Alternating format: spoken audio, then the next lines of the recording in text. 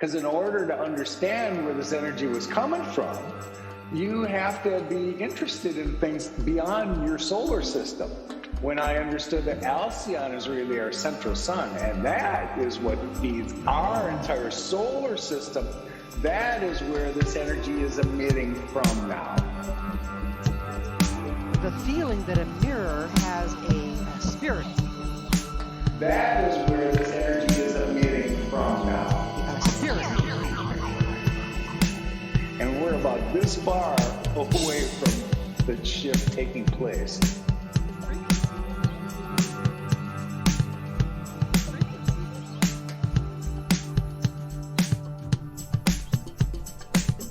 So we're like sandwiched in between all this increase in frequency here on the surface of the planet.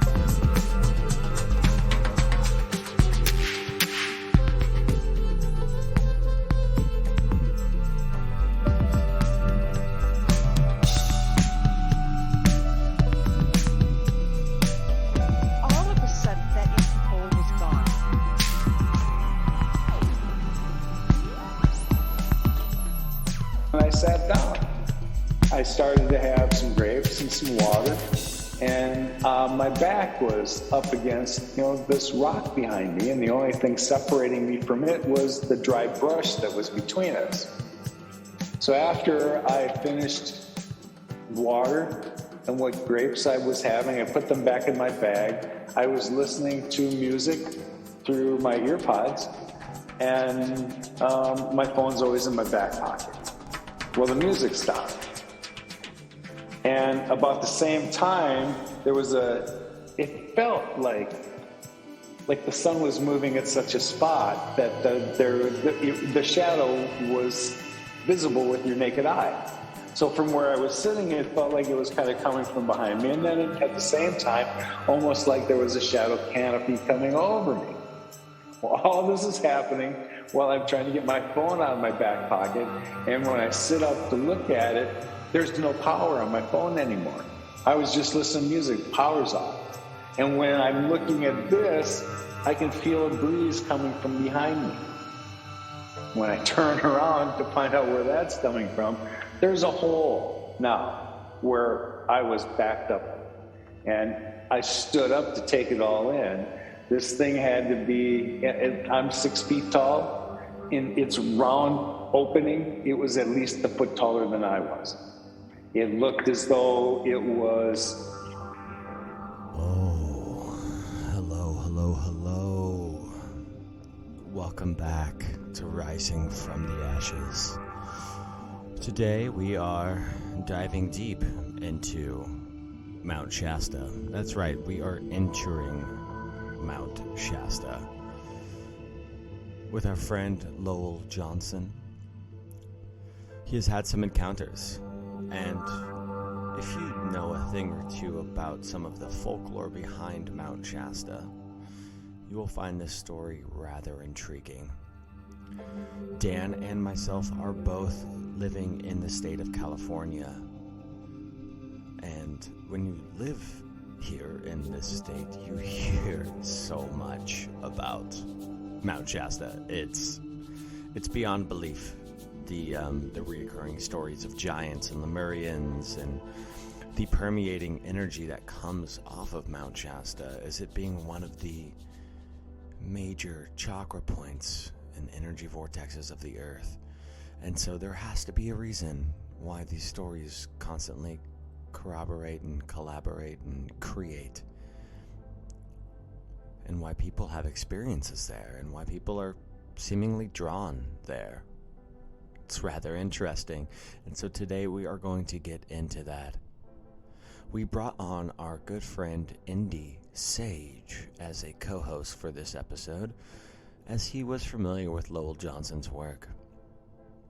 I'm going to keep this intro rather short. We don't have a news segment today with another field researcher or guest. So I'm going to just read from Lowell's blog on his website so you can get a bit more information as to who he is before we start the interview. But of course, I would love to invite you guys over to Telegram. That would be amazing if you guys came to Telegram. Well, why? Let's see. The many reasons as to why. It is a social media platform. And it's not Facebook, it's not Instagram. It's like a group messaging platform where we get to have awesome deep conversations with anybody who's on the group message. We can share books, movies, videos, songs. The link sharing capability of this platform is really good. And that's something for me, even when I'm messaging good friends of mine. Like, hey, I can't send you a video via SMS. Like, do you have Telegram? I could send you a fully high-def video in a matter of minutes. Things like that. So when it comes to messaging, I prefer Telegram, and we are on there at Rising from the Ashes. The link is in the show notes. I want to shout out to everybody on the Telegram. Thank you guys so much. Also, I need to give a long overdue shout out to our Patreon members. Thank you guys so much. Seriously, it means so much that you guys are helping to support the show. You know, it doesn't cost $1 million to keep this running, but it does obviously have some monetary stuff that goes into it. So the little bit of support really goes a long way. It helps us, just keep the show running and keep it going. And I really want to give a shout out to Liz and Leanne and Nomad, Forest Herbology, and our newest member, Jean, Ingvar, Marquine. Thank you guys so much. I hope that you guys are finding the Patreon content helpful, and you better believe that we are going to put a lot more on there soon. It is coming. I myself am incredibly busy here on the farm, but it is harvest season, everybody. I hope you had an incredible full moon. That transition just happened. That blood moon, harvest moon just transitioned, and I am up to the brim, full of harvest energy here on the farm, and so stretched out to the limits. But once this is over, I'm gonna have so much fun creating a lot of great content for you guys. Like this music, all the music in every episode is created by yours truly, and I make it specially designed to fit the episode, or at least I try. Right, and yeah, so we have a lot more planned, obviously, everybody, and thank you guys so much. Want to shout out Sabiah Sogard at visionswitch.space. If you guys want some clairvoyant work or past life readings, energy healing, psychic cleaning, aura cleaning, it is a great discount that she's offering everybody. And if you haven't had these types of works done or worked with somebody who's trained in that psychic realm, I really highly advise it. It's absolutely amazing. You will have an experience that is undoubtedly so. So go on over and check out Sabiah Sogard at visionswitch.space. The link is in the show notes, and you guys will have a blast getting your aura read. Trust me on that. Now, there's something else I wanted to just shout out to everybody that's listening all over the world, because as it turns out, we have people listening all over. Okay, here we are based in the United States, of course, where we have 76% of our listeners. But did you know that 5% of our listeners come from Canada, 5% from Australia, 4% from the UK? We have 30 listeners in Sweden, 20 listeners in the Netherlands, 10 in France, 7 in Norway, 7 in Romania, 7 listeners in Germany, 7 listeners in the United Arab Emirates, 6 listeners in Denmark, 6 listeners in Japan, 5 in Mexico, 5 in New Zealand, Portugal, Austria, Iran, Saudi Arabia, Thailand, Estonia, Iceland, India, Ireland, Spain, Ukraine, Belgium, the Bahamas, Czech Republic, Greece, Israel, Italy, Poland, South Africa, and apparently 18 listeners in an unknown location. You guys, this is amazing. This is amazing. If you're listening outside of the country, I would love it if you email me. Email us. I want to talk to you. I have a couple questions.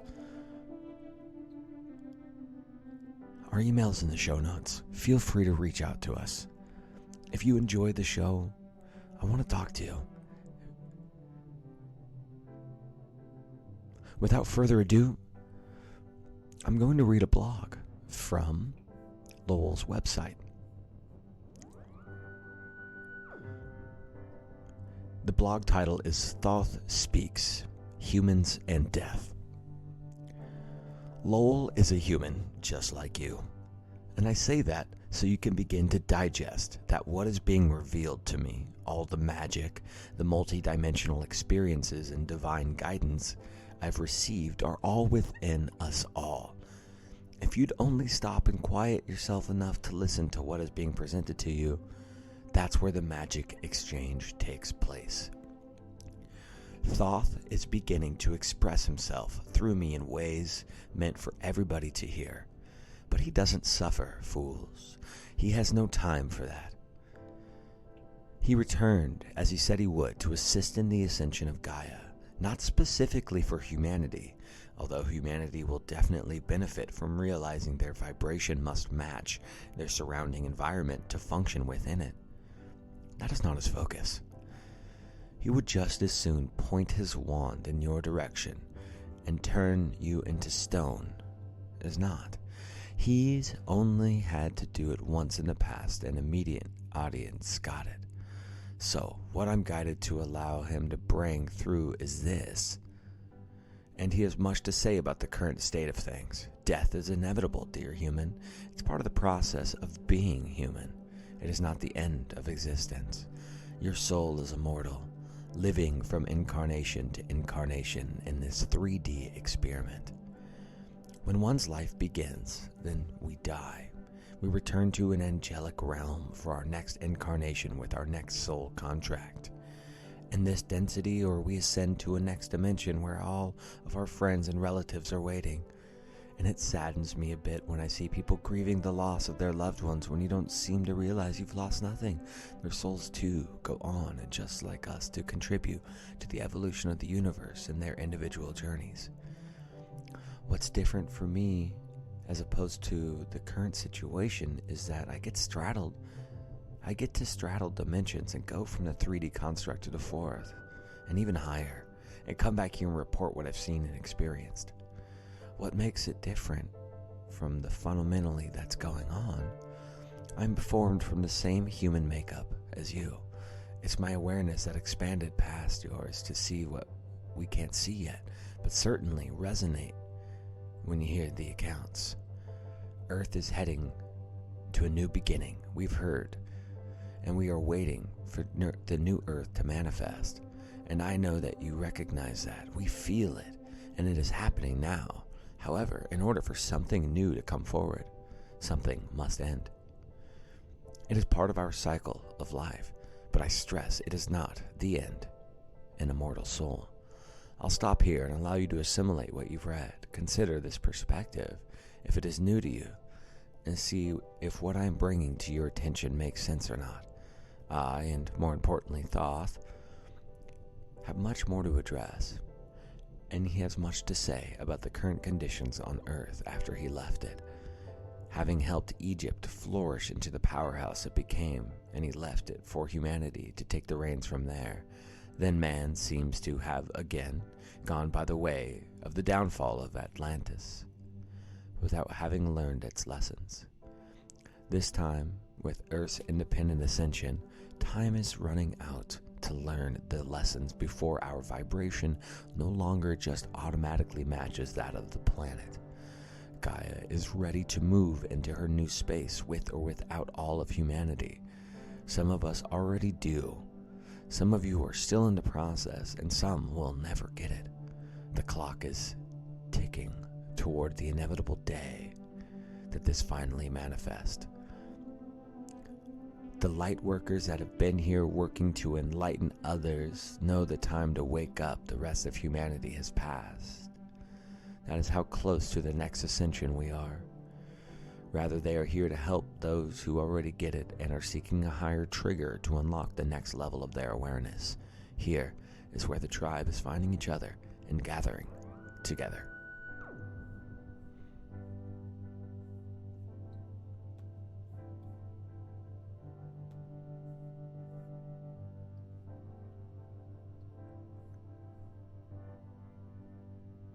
Okay, well, that is a blog from Lowell's website, 40kfootView.com, and it will be in the show notes. Now, I'm going to read something else. This might seem a little bit off topic, but if you follow us on YouTube, you know that we do Sunday Slow Burns, a live stream on YouTube every Sunday. If you haven't checked it out, you should. We go deep, and we invite callers onto the show. We put the link out so anybody can join the topics. And last Sunday, we went into the history of vampires. Now, we went into the folklore of vampires, for sure, but we also went into an actual history of vampires on a real level, because, in fact, they exist. Believe it or not, they exist, and history tells us so.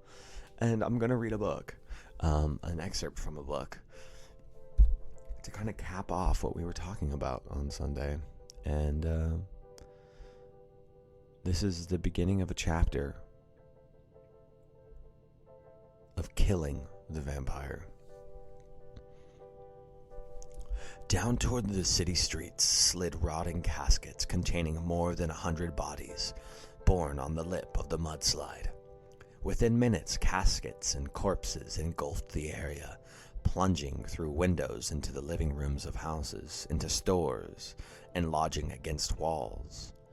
One body ended up wedged in the doorway of a supermarket. I drove it with my staff into Verdugo Hills. And what I saw there was a scene I'll never forget. Mud had swept the corpses everywhere, some of them now standing grotesquely upright. Most of them, even some buried for decades, were not skeletons. As most people would expect, the skin was gone, but not the muscle and the tissue. And in a process called adipocere formation, the fat on the corpses had changed to a soap-like texture. When the bodies picked up sodium and moisture underground, and their color had become grayish-white, whether the citizens of Verdugo Hills have gotten the shock out of that invasion of corpses, I don't know. Nor, in all candor, can I certain that everybody was correctly identified and reburied under the right name. But we did the best we could on that day. The Dead Rose of Their Graves by Dr. Thomas Noguchi, coroner. Fra Filippo di Siena tells of parents who had a sick son because they could sought help from a sorceress who, in the name of the parents, gave the child over to the devil. In the beginning, the boy seemed to get better, but then he died after the passage of 3 months. He was buried 3 times and 3 times thrown out of the consecrated ground of the churchyard. That is, consecrated ground receives the bodies of the damned only unwillingly. Finally, the limbs of the child torn apart were found strewn about in small wood of the vicinity of the churchyard. As we have seen, there are good reasons for binding the corpse in place. Otherwise, it may be dug up by scavengers, uncovered by erosion, or floated to the surface in storms. These things are seen as action by either another animate agency or the corpse itself. Things do not just happen. something animate wills them to happen. Once the process is seen as possible, it may be conceived of quite differently or be viewed as preventable through magic. Also, since apotropaics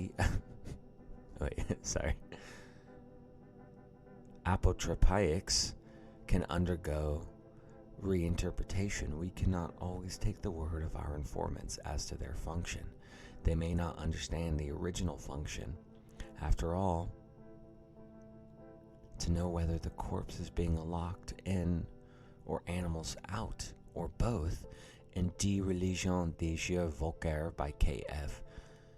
Karajalanain writes, in the northern area where the grave is not much deeper than necessary to hold the coffin, it is not filled, but it must be covered over with poles and sheets of birch bark, and so carefully that little odor escapes from the grave. Here the poles and the birch bark would seem to be intended to keep animals from the body. Now, like I said, might seem a little bit off topic, but if you follow our Sunday slow burn live streams, then it fits right in. And I suggest you guys go to our YouTube channel, go to our YouTube page, and check out our past live streams. They are amazing, with community members calling in and diving deep into fringe awesome topics that seem to just weave themselves into awesome pieces of antiquated history. So without further ado, let us dive into this episode with Lowell Johnson and our awesome co-host, Indy Sage. Enjoy. RFTA. You are listening to Rising from the Ashes.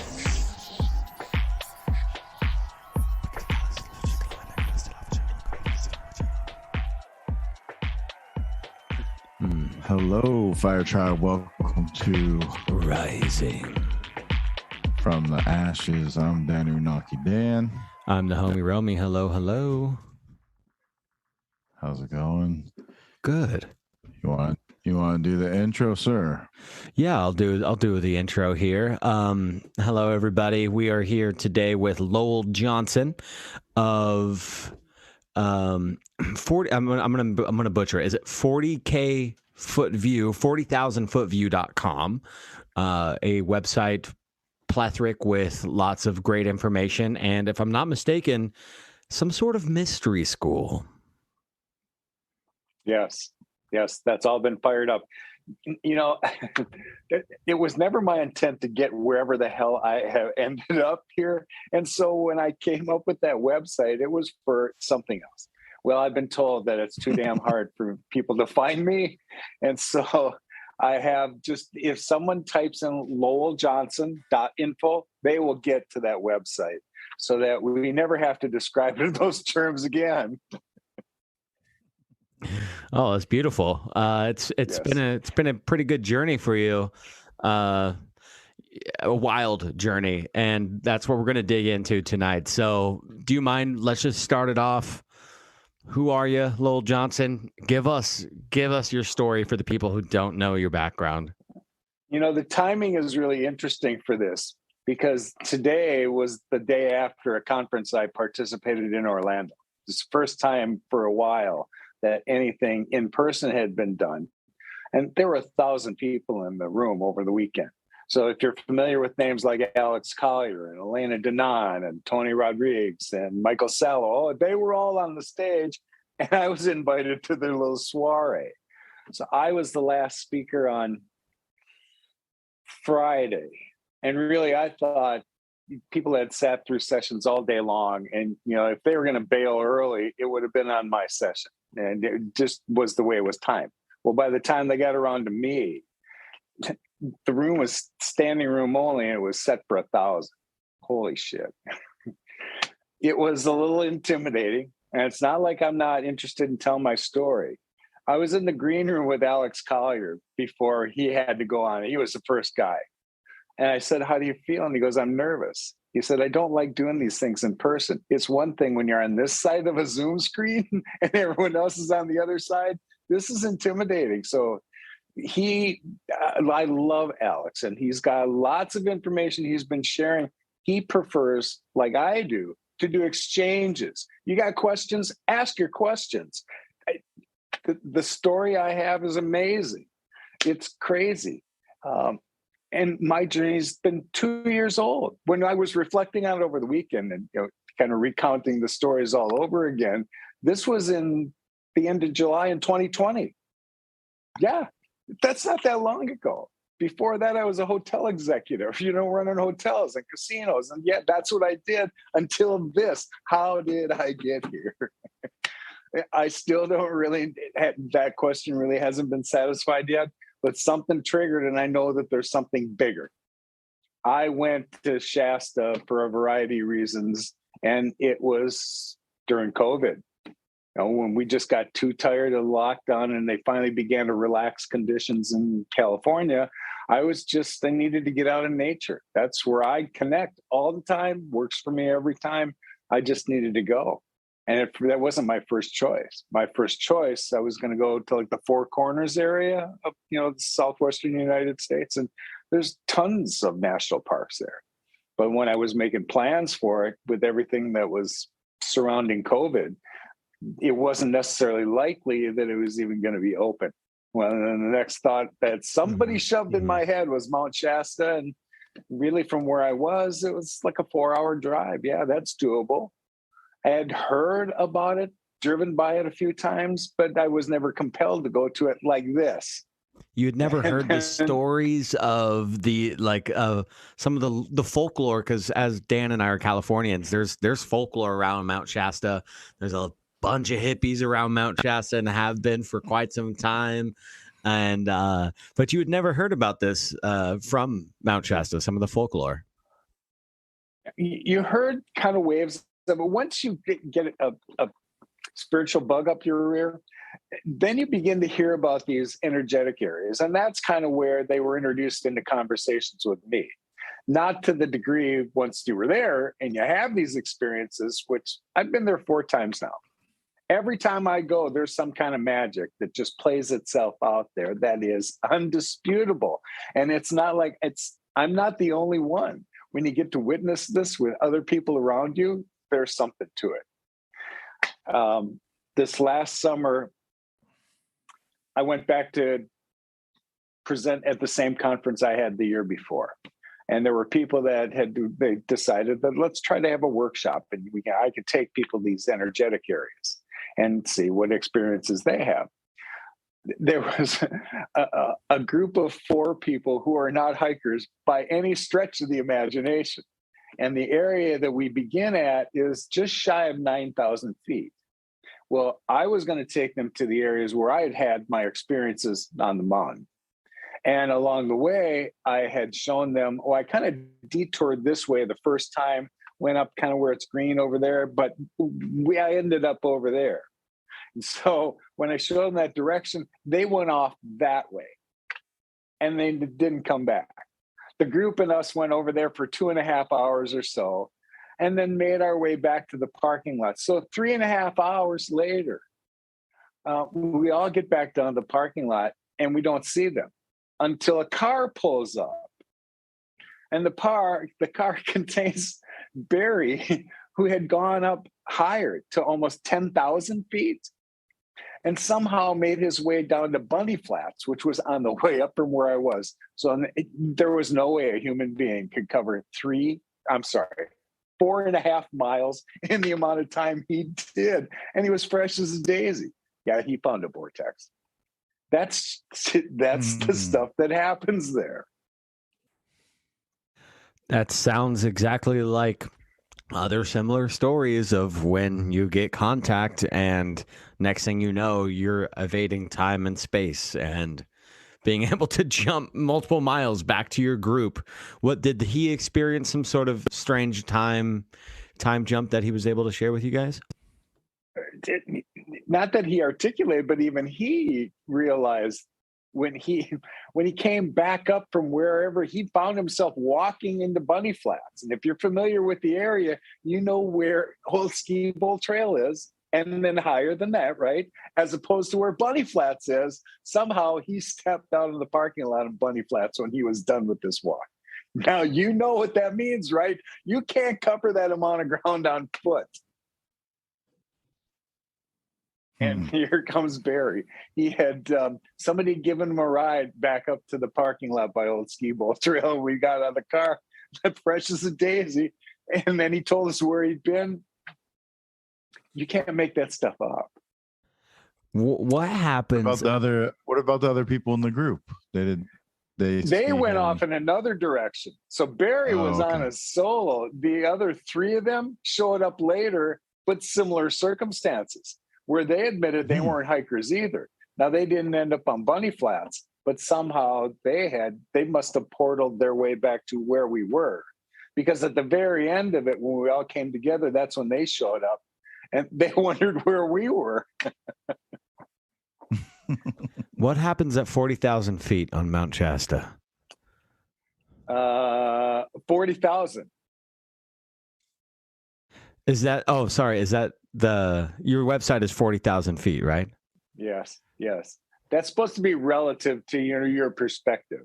Oh, okay. People used to say, this is what I see from a 40,000 foot view. That was the idea behind the website. Oh, okay, beautiful, beautiful. I had no idea it would apply to this type of content down the road. Well, whereabouts, can you tell us the intro to your first story and experience for maybe our listeners who haven't delved into your experience?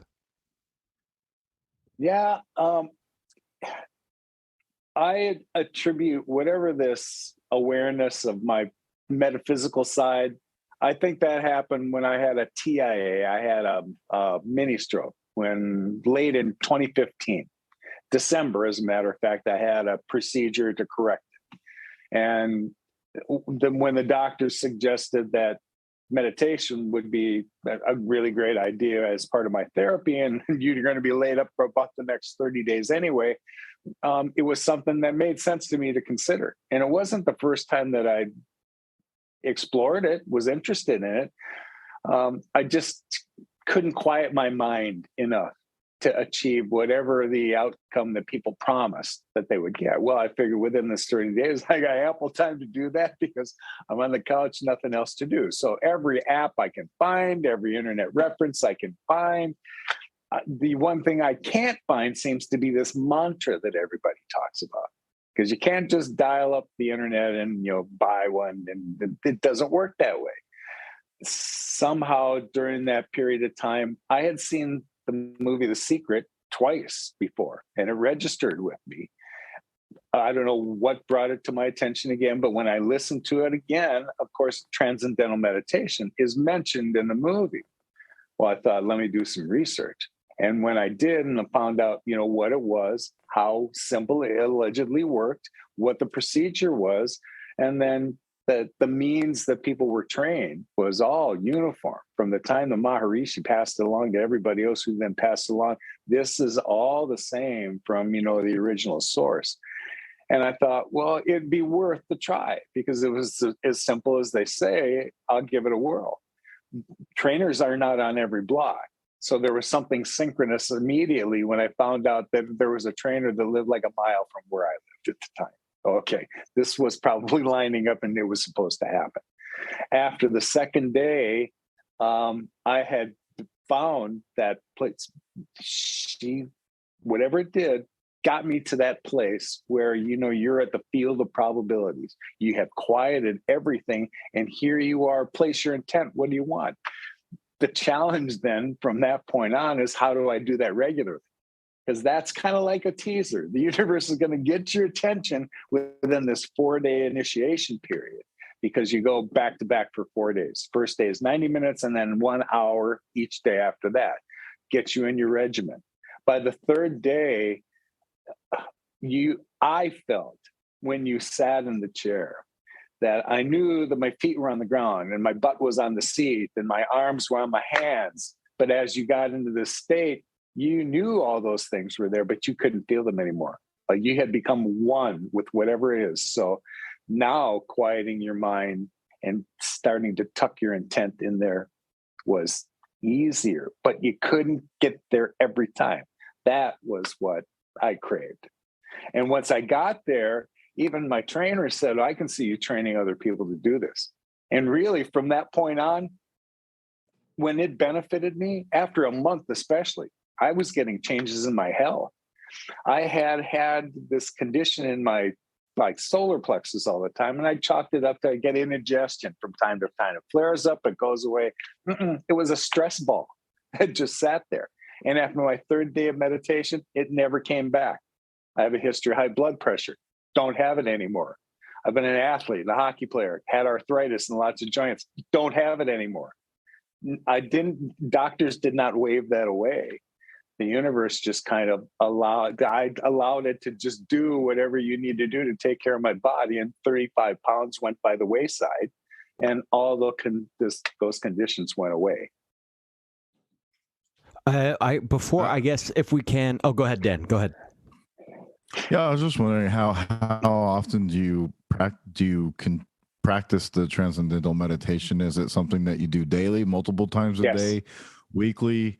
How do you go? I do it every day. First thing, I typically get up just before 7:00, and that's the first thing I do for 20 minutes. It just starts my day off. Really, you benefit from doing it twice a day. I get away from those habits because I get busy during the day. But I know better, because when you do let your capacitor kind of recharge for 20 minutes, like at 3:30 or 4 in the afternoon, oh my God, it makes a real difference. You get used to that. You just want to be in that zone all the time. When I really found that place where it quiets so much, when you're sitting in a quiet room and someone drops a book behind you, you just jump. Yeah, you don't do that anymore. And it's an amazing thing. Doors will slam and you don't jump anymore. Something got me in a different zone because I hear it. I'm aware of what's going on around me, but somehow that sensation no longer frightened me. Meditation it's a slow roll. For a lot of people, it's years to even get to a point where you can consider yourself in a meditative state. And breathing, plays a big part of that. But I'm actually really curious about your life up to 2015, like pre-incident.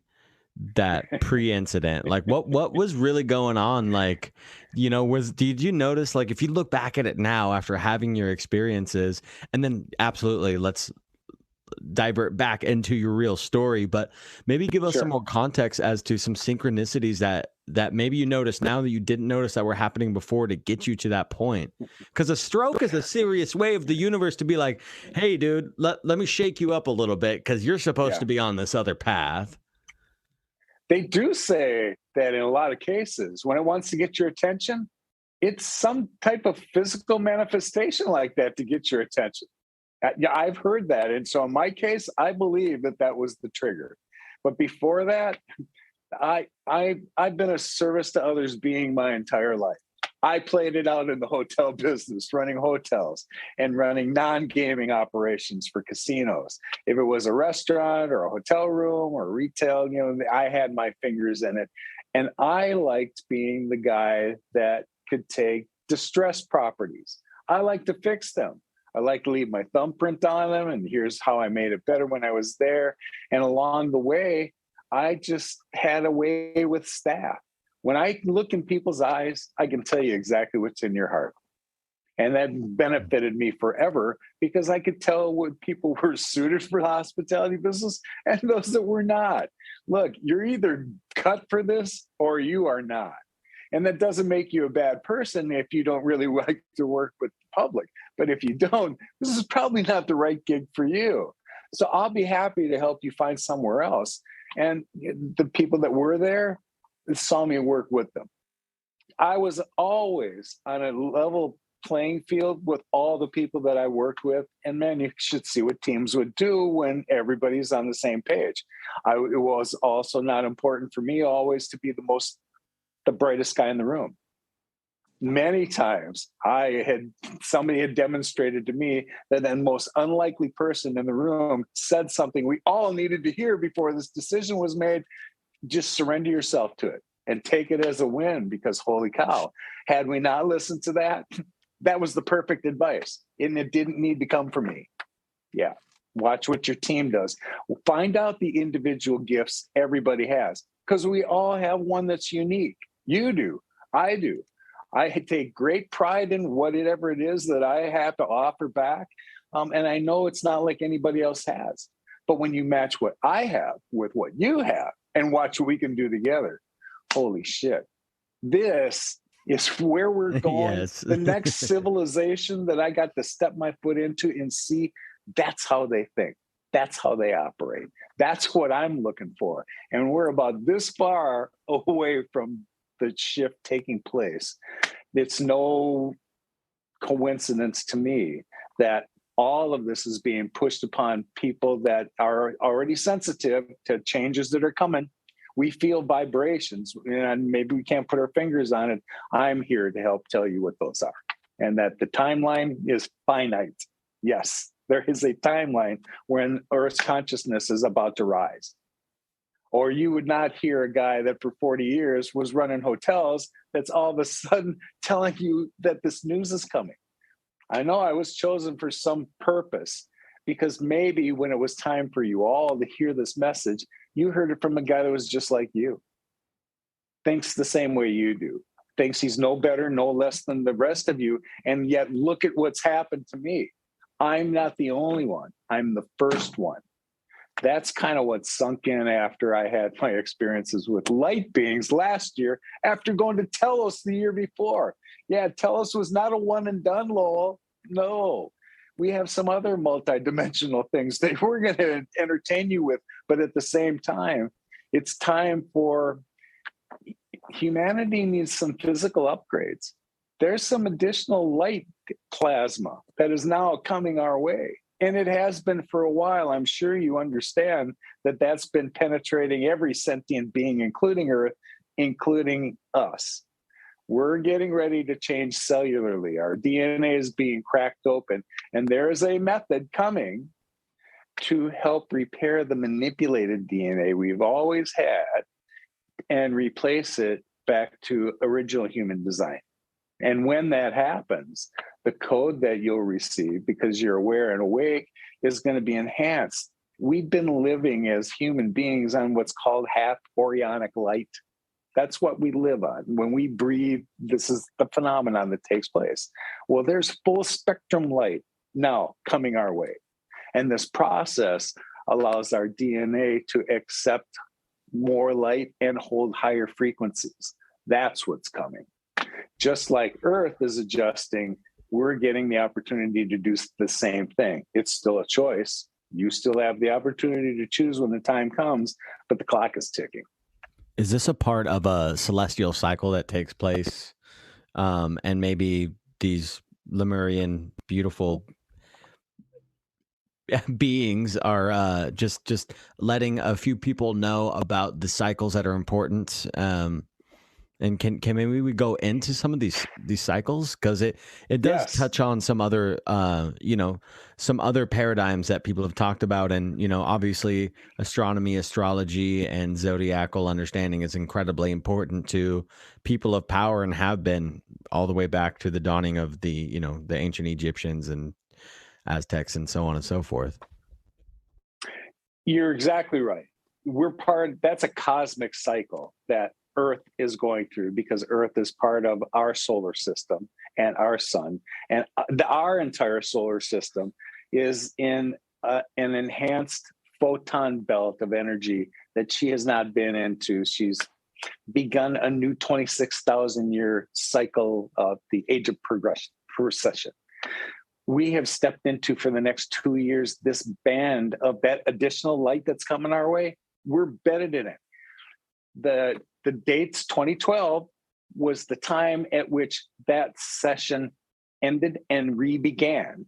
But it took about 4 years, about 2016, until our entire solar system was now bathed in this new belt.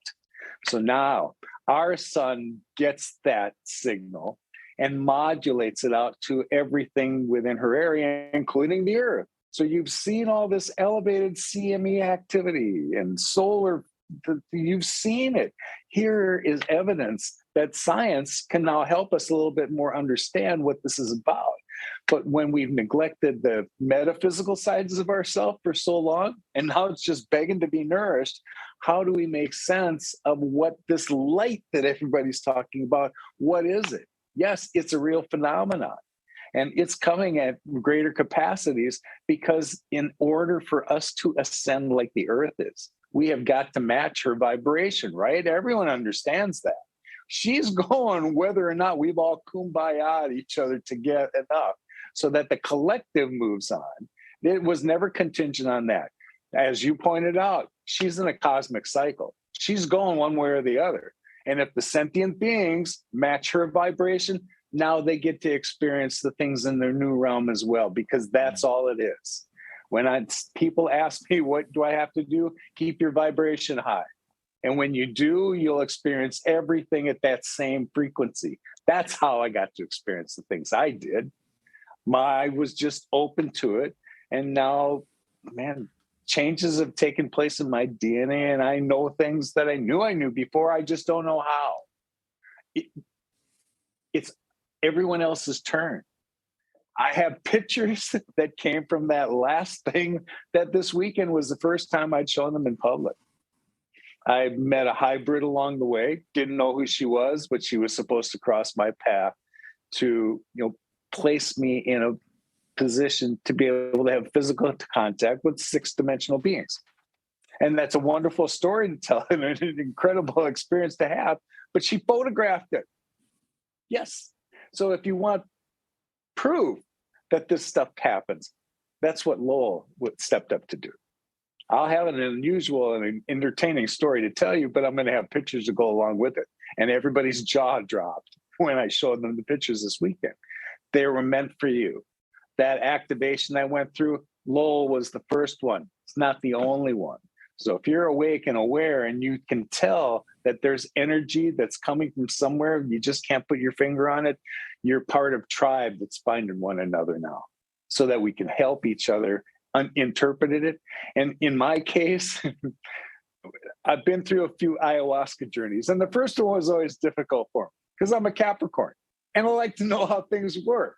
So half of me is trying to watch the shaman and what he's doing, while I got the other foot in Mother Ayahuasca take me away. You can't do both. And so that was kind of the same thing when I started having these dimensional experiences.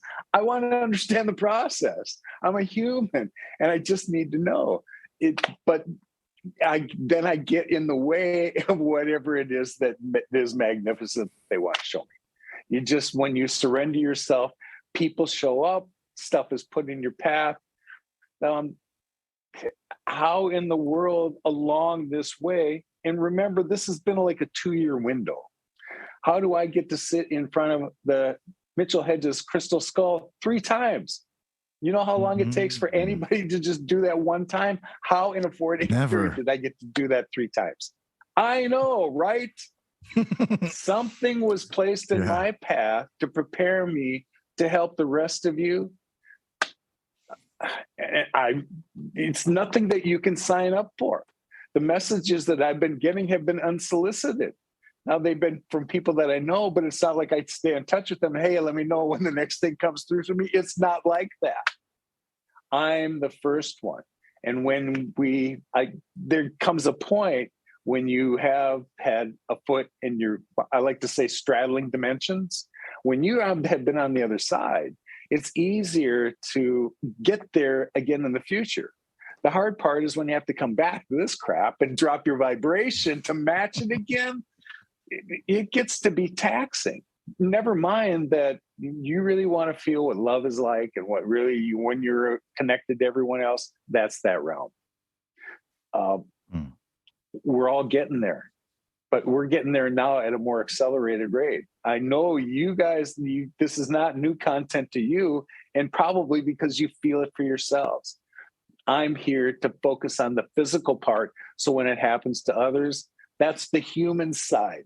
I know that you, if I could put it in terms that your five senses can understand, then I can help you with that. Because you're not quite ready for the ethereal sixth dimensional version of it. We'll get you there. You're ready for it. You've had it before, but we're in physical form enjoying this. Yeah. I think you answered a big question there for me, was that, we're moving in, the sun is moving into this new light. And once we connect to that same vibration that now the sun is in, that's why we are being able to elevate. Because for me, I was always thinking, oh, like we're in a new age, it's that new age time period. But, when you look at it that way, it seems a lot more likely and plausible than we're just moving into another age, because everybody always talks about the age of Aquarius and our vibration rising. Yes. But when you say we've already been into this new vibration with the sun, it opened up my brain. It made me go, oh, I get it. I fucking get it now. I had to go back and learn cosmology too. Because in order to understand where this energy was coming from, you have to be interested in things beyond your solar system. When I understood that Alcyon is really our central sun, and that is what feeds our entire solar system, that is where this energy is emitting from now. And she has shifted into this next 2,000-year cycle. So that band is the age of Aquarius. We're being bathed by that from our central sun. And it's just pouring throughout our entire galaxy. And the whole thing is a cosmic cycle, just like everything else is going along. We're just sentient critters hanging on for dear life while Earth is going through a guaranteed ascension. Humans, we're not guaranteed. But if your vibration matches, we get to see new Earth. Yeah.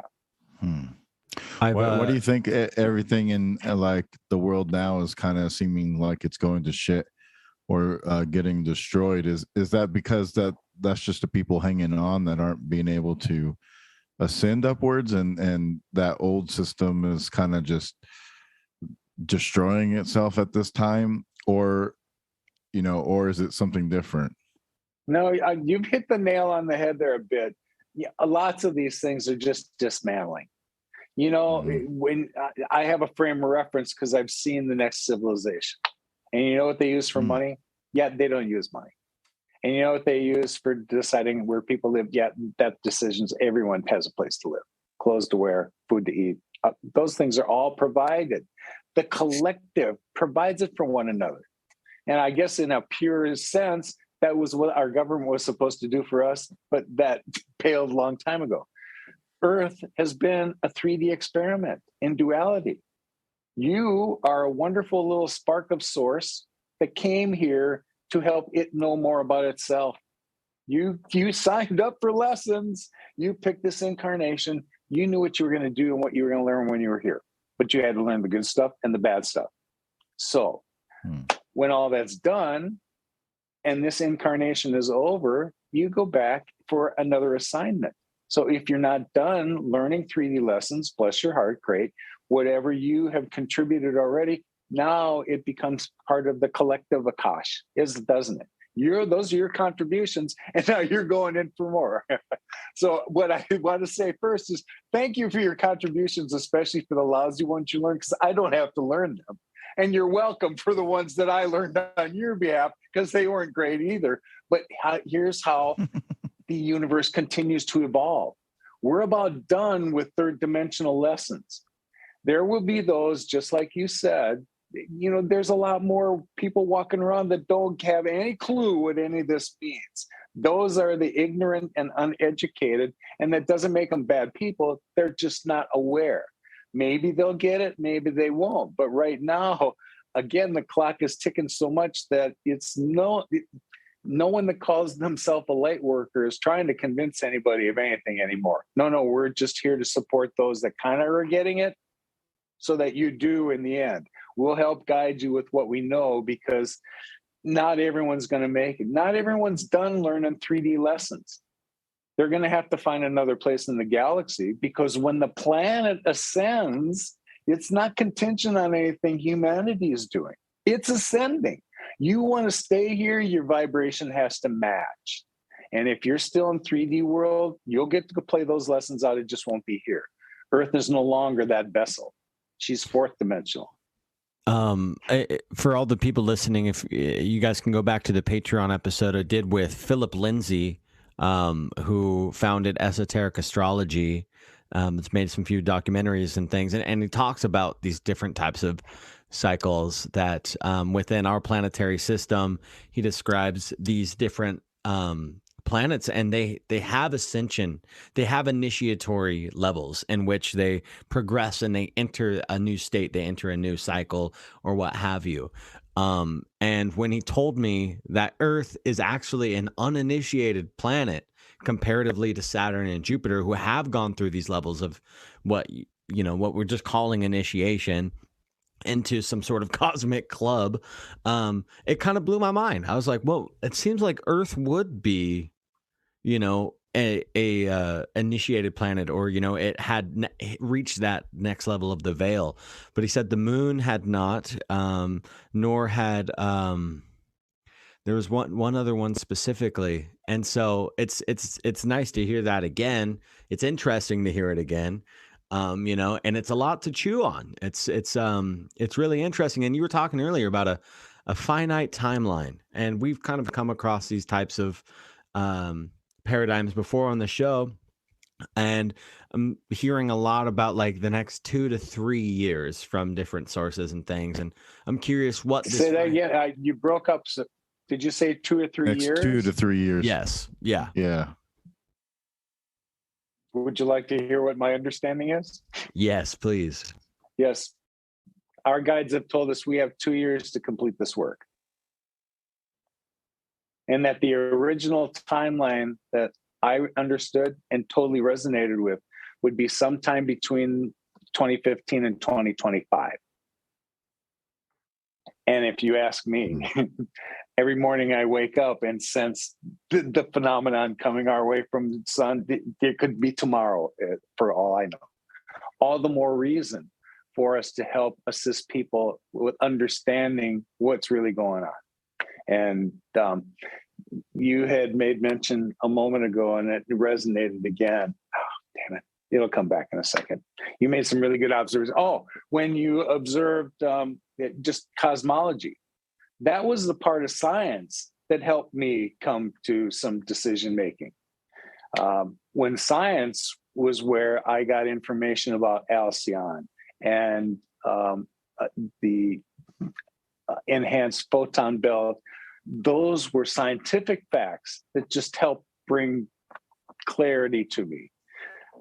And then when you tie that together with cosmology and understand that, and then understand when Earth is hit and magnetic fields that are breaking down, yes, we're going through a phenomenon greater than ourselves. And when all we've been conditioned to do is think that we are really in charge on Earth, and all of this disaster that happens as a result of our activities, we're like ants.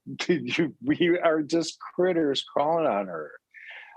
But when you have a symbiosis with her, then the world is a wonderful place. We're humans. We are not ants. We came here to have physical experiences. We're not done having physical experiences. We get to do that in fourth and fifth dimensional levels as well. But we get past this, whatever mind block was, that we think that we owe our allegiance to somebody else, and that's the only way we'll ever have it. No, you get your sovereignty back, and you get to wear it like a badge.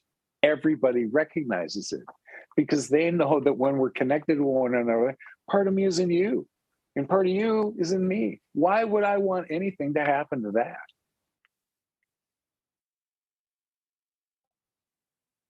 Hey, well, my buddy Indy has joined the chat. Indy, do you have any questions for Lowell, or what's your thoughts so far on the conversation? Yeah, I got a ton of questions for Lowell. Yeah, this is so fascinating. I've been following your work, and I have several questions. I want to also mention The two uninitiated planets, in addition to the moon and Earth, tend to be Mars and Pluto, supposedly. I've heard that myself, but it's just another rabbit hole. You know what happens? You go down one rabbit hole, and here's three more. Oh, yeah. And now Vulcan is one of the initiated planets. I've been very interested. But you know, I'm interested in researching it more. My attention has been away from the planetary stuff, which was really interesting to me forever. But your attention just goes elsewhere. I really want to understand the cosmology better, because now that we are actually going to go to these places, I want to know more about them now. I've been told I'm a commander of a mothership. Well, I want to know where I'm going. Yeah, if we got a couple of years, we better get going on figuring all this stuff out. It's all right here. It's a golden age of information. So we're so blessed. Knowledge. We're past information. Now we're knowledge. Understanding and knowledge, different beasts. I suggest people look into Philip Lindsay's work, and he has a documentary strictly called Esoteric Astrology, and they've been working on these the cosmology of this kind of specific thing that we're talking about for the past 30 years. And it's like there's a lot of really great credited astrologists and astronomers that actually work within their wheelhouse, and it's really great. So just for everybody, Philip Lindsay and Esoteric Astrology, Hidden History of Humanity is another documentary that they made together.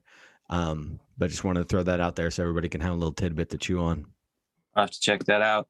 Yeah, actually, I've been in a couple shows here with the Rising from the Ashes podcast with these guys. And I mentioned earlier in the shows that I had been brought to Halcyon in an out-of-body experience. And so this stuff really resonates with me strongly. And I've been following the teachings of the Law of One. Are you familiar with the Law of One teachings, Lowell? Absolutely, positively. But before that, let me address, there has been a lot of communication come from the great central sun, my friend. So I'm not surprised that you're triggered by it. Yes. And I know Madame Blavatsky mentions it. Yes. In her works. Yeah. Well, if you've heard, Yaya interpret when we've had our sessions together, she's about to be their spokesperson. Oh my God. There have been a couple sessions where we haven't released it to anybody else because that's very private for her and very sacred. But they've invited her to be their spokesperson. Wow. Hello, I know, right? This amazing. Was the source that we got. You have 2 years to get the work done from. Yes. Now, I was kind of under the impression that this world is either like a chthonic realm, like under the earth, or possibly it could be like a portal to the future, and these people are from the future communicating to us now. Yeah. Did you ever get that impression? 7 dimensions represented here on the planet. 7. So when you hear up to 9, lines with the Law of One. When you hear in the Emerald Tablets where Thoth speaks about the 7 lords, yes, it's the lords of each one of the dimensions that are responsible for those overseeing. So the 3rd dimension, 4th, 5th, 6th, all the way to 9. Those lords were all designated to oversee those dimensions here on the planet. They're here to assist us negotiating them. So, the lords that are here between 3 and 4, they're pretty freaking busy right now because here's where the transition's taking place. There's a lot of physical things that, humanity is not the focus right now. Gaia is the focus, and getting her through the ascension. If we pay attention to our vibration, we will all benefit as a result of it, but that is not where assistance is coming. Druids are popping out of freaking everywhere. Fairies are popping out of nowhere, all kind of to support this effort, which just tells me that the shift in her consciousness is coming at a rapid rate. I don't really think we're going to get, if you ask my opinion, we're not going to get to the year 2025 in this dimension.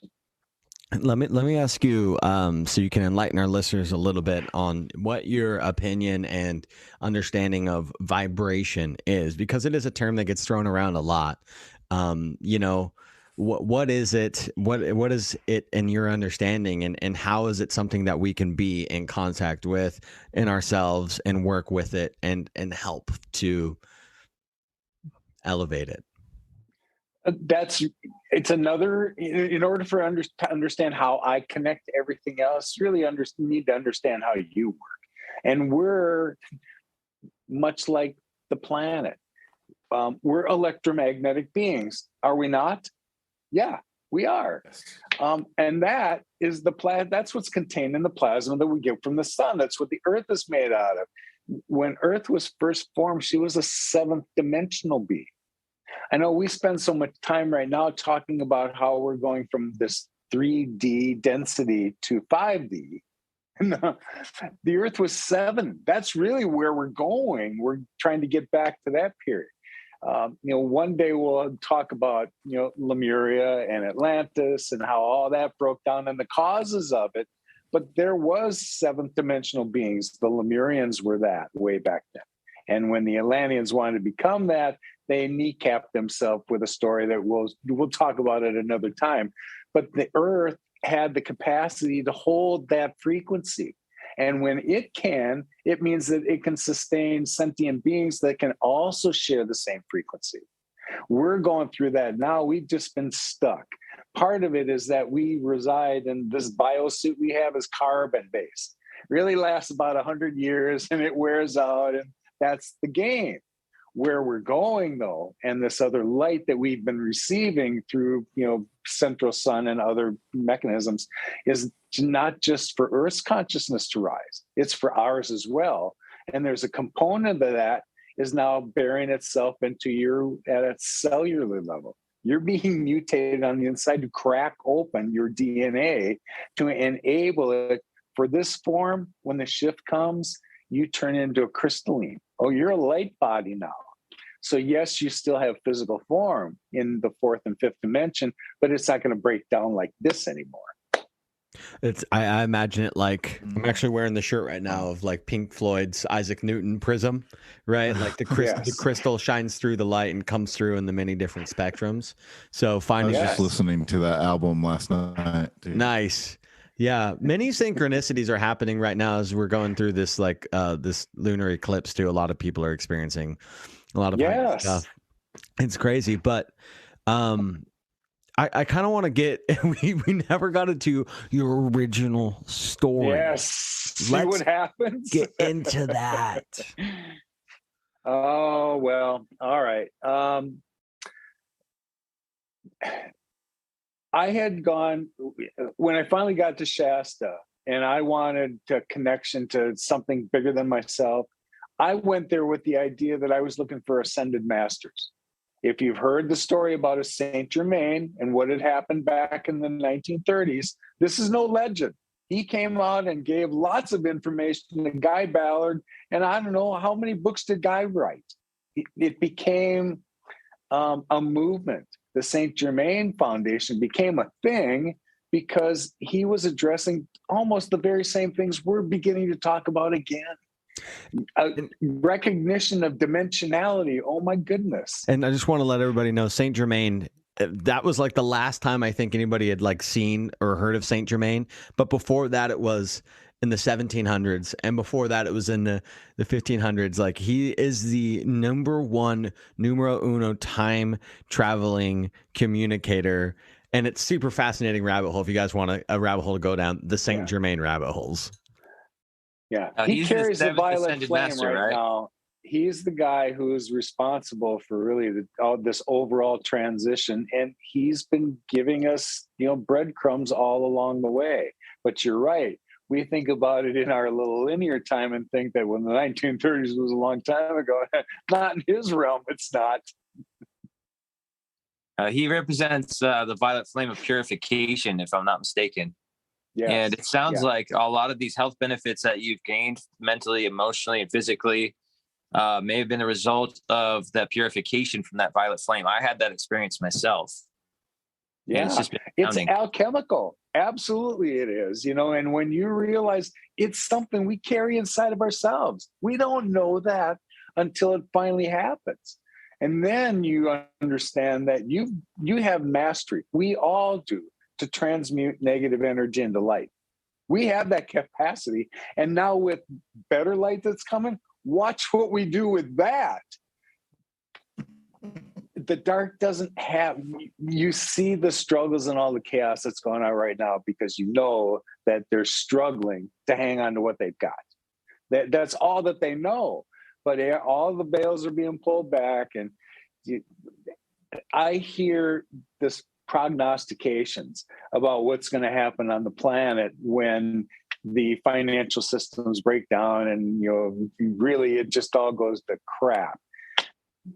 That is, I think the shift is going to be the snap that's going to come before all that gets a chance to materialize itself.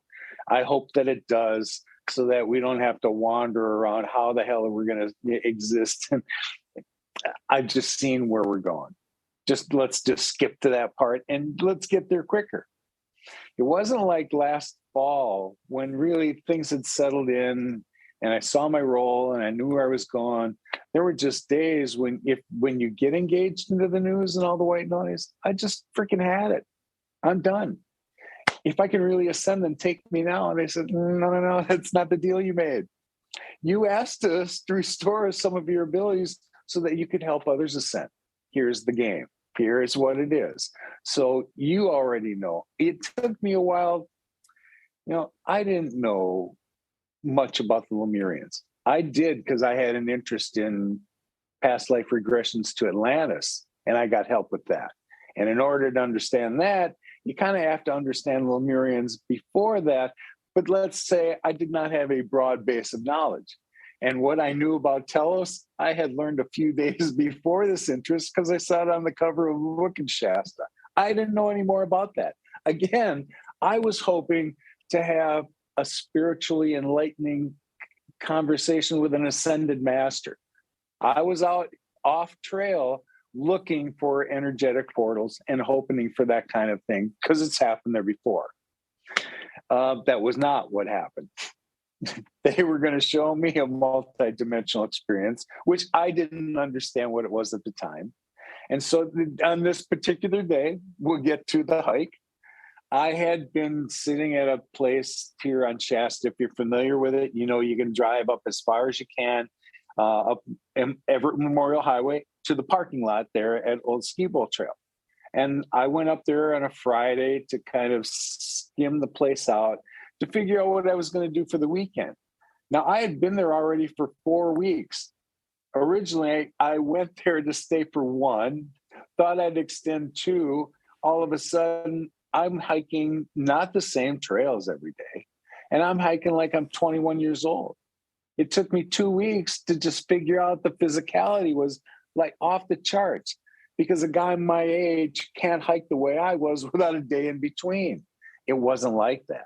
There's some palpable energy at Mount Shasta that once your boots are on the ground there, there's still not words to describe what it is. It's just energy, different kind of energy. It's very mature and it's just there, but wow. It explains why non-hikers can climb to 10,000 feet and go to another place, 3.5 hours later. It's just incredible. I had been sitting at a picnic table in that area. There's about 4 of them there. It's really not made for that because people just go there to hike. But I'd been looking back at Shasta, and off to the left is where Shastina is, her little sister. And because where the sun was hitting her at that time of day, it looked like there were some shadowed areas. And I like cave hunting. It looked like these things had the possibility to be that. And so in my mind, I was going to pick one of the days over the weekend to go explore it. It didn't look like it was going to be very hard to get there, not very far from the parking lot, but I was going to have to go off trail to go see the things I wanted to do. So that weekend, I was going to choose to walk up or go to the top of Black Butte, which is another little mountain next to it. It's about 6,500 feet, and you can actually climb all the way to the top of it. research I'd done on the internet gave a variety of reasons about people that had experiences. And it's basically just, it's scree. If you know what scree is, it's just loose rock.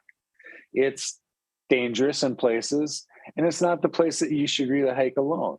But I always hike alone. So it wasn't that I was paying any attention to my safety, but I had done that the first day.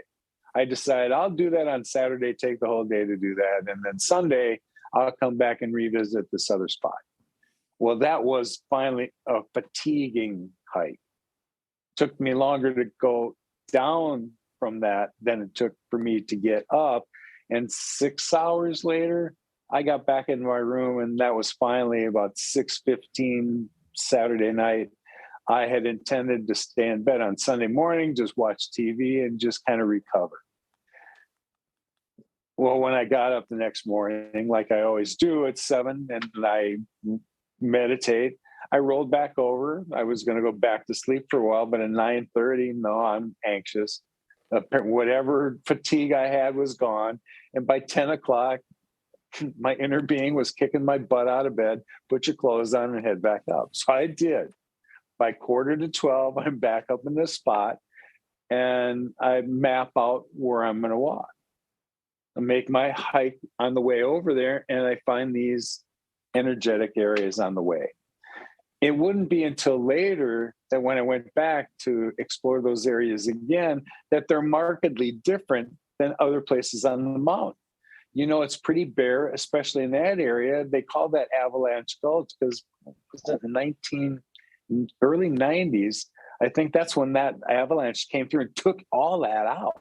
So there isn't too much that grows there, and you certainly don't see lush green areas. Well, every time when I went back and I noticed these energetic areas now, these are these little lush green things around like a circle of rocks with a tree in the middle. I had always spotted the rocks and the trees before, and it's just not the visual of it, but you feel energy there that was elevated. Now you see all this kind of green ground cover around it. Oh my God. How does it grow there when everything else on the mountain doesn't display that? There's something different about these areas. So when I found the first one and I felt that energy, it's my reflex to plant my light there. It's been just stuck in my head that I'm a light worker, and where I go, I don't go to Shasta to get something from the mountain. I go there to plant light for Gaia on her behalf, but there's always an exchange. I get something out of it just like I leave something behind. And, when you do that, you've activated that area. You defy somebody to walk through your aura after that and not be affected by it, light worker. That's your job. So when I did that there, I was just getting ready to settle in, and I saw another spot kind of off to my left and a little bit higher. Well, I liked the elevation. So I moved over and I was starting this process over again. And then I saw one more spot, like against the rock. And there was like an outcropping of like 3 boulders around here. And so when I wanted to explore a little bit more, I could see, well, man, there's like room to sit back there. So I crawled over the first rock. It was a little higher than my inseam, but it was narrow, so I could get over. And then there's a big boulder in front of me, a big boulder to the side. You could look off back into the parking lot and see it in the distance, but there wasn't anybody else around me. And how I got here, I had to go off trail to get where I was. So I looked in that direction, planted my light, like I said, and then I sat down. I started to have some grapes and some water. And my back was up against, this rock behind me. And the only thing separating me from it was the dry brush that was between us. So after I finished water and what grapes I was having, I put them back in my bag.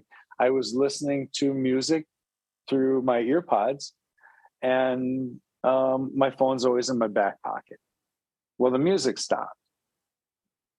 And about the same time, it felt like the sun was moving at such a spot that the shadow was visible with your naked eye. So from where I was sitting, it felt like it was kind of coming from behind me. And then at the same time, almost like there was a shadow canopy coming over me.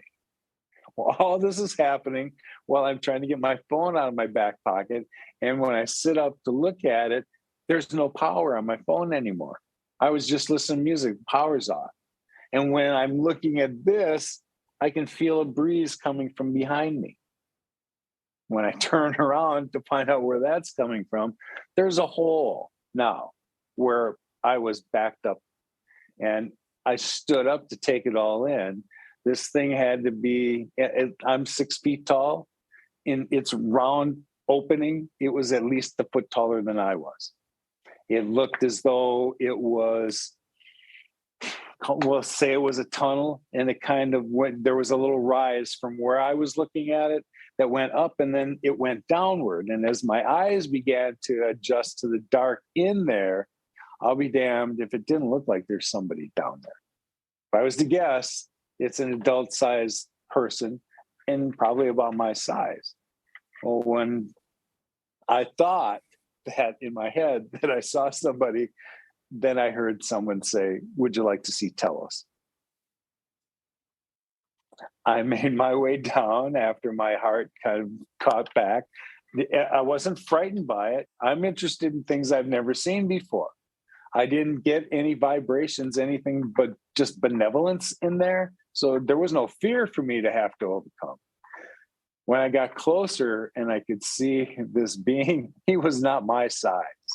He was 8 feet and change. When I got close enough to see him, he was wearing a white garb with these colored ribbons. I'll call them that because I still don't know what else to call them. And he looked Scandinavian, if I had to describe it, and flawless. This, in fact, what I put together was what a crystalline being looks like. Now I can see why you can't tell if they're hundreds of thousands of years old, because they don't age.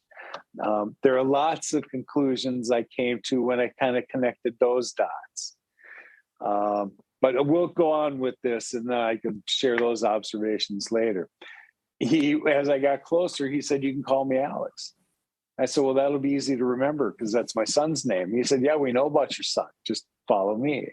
And on the way down this tunnel, I can tell we're moving further downward. He begins to tell me about there is a king and queen there, but I'm not quite sure if you can call legislation. The spiritual council is really who they are. The Council of 13, there are 6 feminine and 6 masculine people that sit on for balance. Adama, their head priest, is the 13th member. The people that serve in that council are there because of their spiritual elevation. Their role is to help others achieve the same levels of spirituality for their lives, and they were chosen because of their spot. As we got to the bottom of the space, I could see that there was light coming from down on the bottom. When we got closer to that and the area opened up a little bit, I looked behind me from where we came from, expecting to see kind of light from behind. No, it was dark. So whatever was behind me, now in retrospect, did we go through a portal? I don't know, maybe. But I'm still in physical form, and my boots are definitely on the ground here. When we get into this lit area, it kind of opened up to, I call it a staging area because I don't know what else to call it. Across from us a bit are 5 more entries to tunnels similar to the one we just came out of. But immediately to my left, there's like this 6 foot by 6 foot platform and what appears to be like 2 bucket seats on the top. There's no console or anything else on it. And I can't tell you what the material was. I'd love to say it was crystal because it had that look to it, but I don't think that it was. It certainly wasn't metal. It wasn't wood. And it wasn't anything that I recognized. There was another one further to the left, and then there was another one off to my right. Well, while I had been taking all that in and kind of getting my logistics, Alex had gone over to the other side and sat in the seat to the left. and indicated for me to sit next to him. Well, as soon as my butt hit the seat, this thing floated and off we went, headed for the middle tube over there. And whatever sensation we're used to, like, you know, when wind goes by us and you feel that sensation, there wasn't any of that. Oh, but we were still moving nonetheless. And as we were approaching the other end of this tube, and you could begin to see light coming from the other side, the closer we got to it, the more definition you saw in the walls of this tube, because you could see the light refracting off the crystals where we're in it. And it looked like a kaleidoscope. And every inch you moved, the light refraction would change. And it was just like this remarkable, extraordinary experience you never wanted to stop. Well, just about when your heart core gets so full, because that's so extraordinary, you open up to the first level of TELOS. I couldn't see whatever the top of this was, and I still assumed I'm underground. I can't see the top. And yet it's lit like daylight. I don't know what the source for the light is, but I remember later going back to consider, did I see any shadows? Well, no, I didn't see any shadows either. When we first got in there, he elevated this place to us to a place where now you could see, you've seen cityscape videos or pictures. This is what I'm seeing. I can see the entirety of the first level here with what I can see. Everything is crystal formed. In the middle, there's a huge white pyramid with a capstone on the top, which was also white. I noticed a round building over here that would have meaning later. And then you could see, pods of people. A couple of people here and 3 people there. The orientation from it was circular. Made sense that it just kind of emanated out from the middle. And it was beautiful. He continued to tell me about it, and we floated a little closer to the surface. And as we were moving to our next destination, I was in a place where I could actually see people's faces. And I had an opportunity to make eye contact with like 5 or 6 people. And immediately when I saw them, it was like I knew who these people were and that they knew me. So I didn't understand my Lemurian roots then, but they're clear as a bell to me now. I know who I was and what I did there. But at the time, this was a homecoming I didn't see as such. He took me down to the 3rd level after describing that there's 5 levels there. The first level is, whatever administration they would have is there. Most of the people live on the 1st level. They have lots of temples on the 1st level as well. The 2nd level is some kind of manufacturing, whatever schooling they might have is on that level, and some additional housing. The 3rd level was where their hydroponic gardens were. There's no dirt in here at all. Things are not put in soil.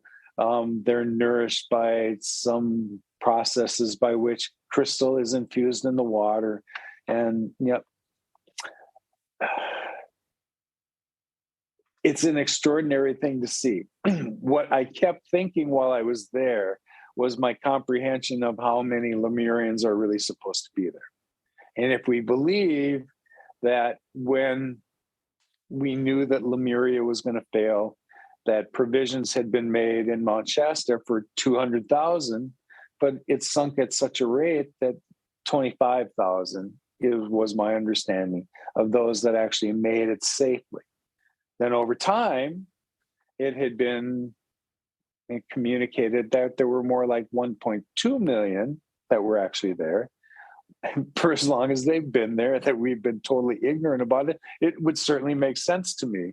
But I've had a more recent channeling from Lemurians back in June, and the number of Lemurians that are on the planet right now are in the neighborhood of 4.5 million. Some are in the incarnation, some are in the next dimension, waiting for the shift to take place when we can experience them at the same level. I was always fascinated, and this was allegedly 7 acres I was looking at.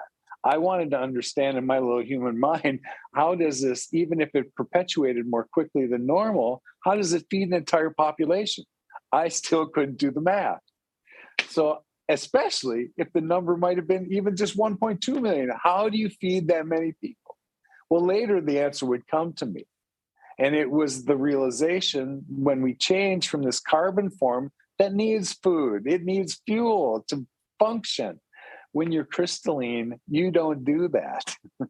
You get your energy from the sun, from solar. That's who you are. You're a light being. That's where it comes from. And when you do eat, it's for the pleasure of eating. And when you do, there's a way that you transmute that energy so there's no waste. We don't need to worry about where the bathrooms are going to be installed. We process it in a different way. Well, that made much more sense. If you eat for pleasure and not because your body requires it for fuel, okay, now the reason finally kicks in and I can make some sense of this. Once we finished on that level, then we came back up to the first level. And that building that I was telling you about that got my attention on the right-hand side as we came in, it turns out that this circular building is the council chambers. When we got off this platform and stepped off of it, this was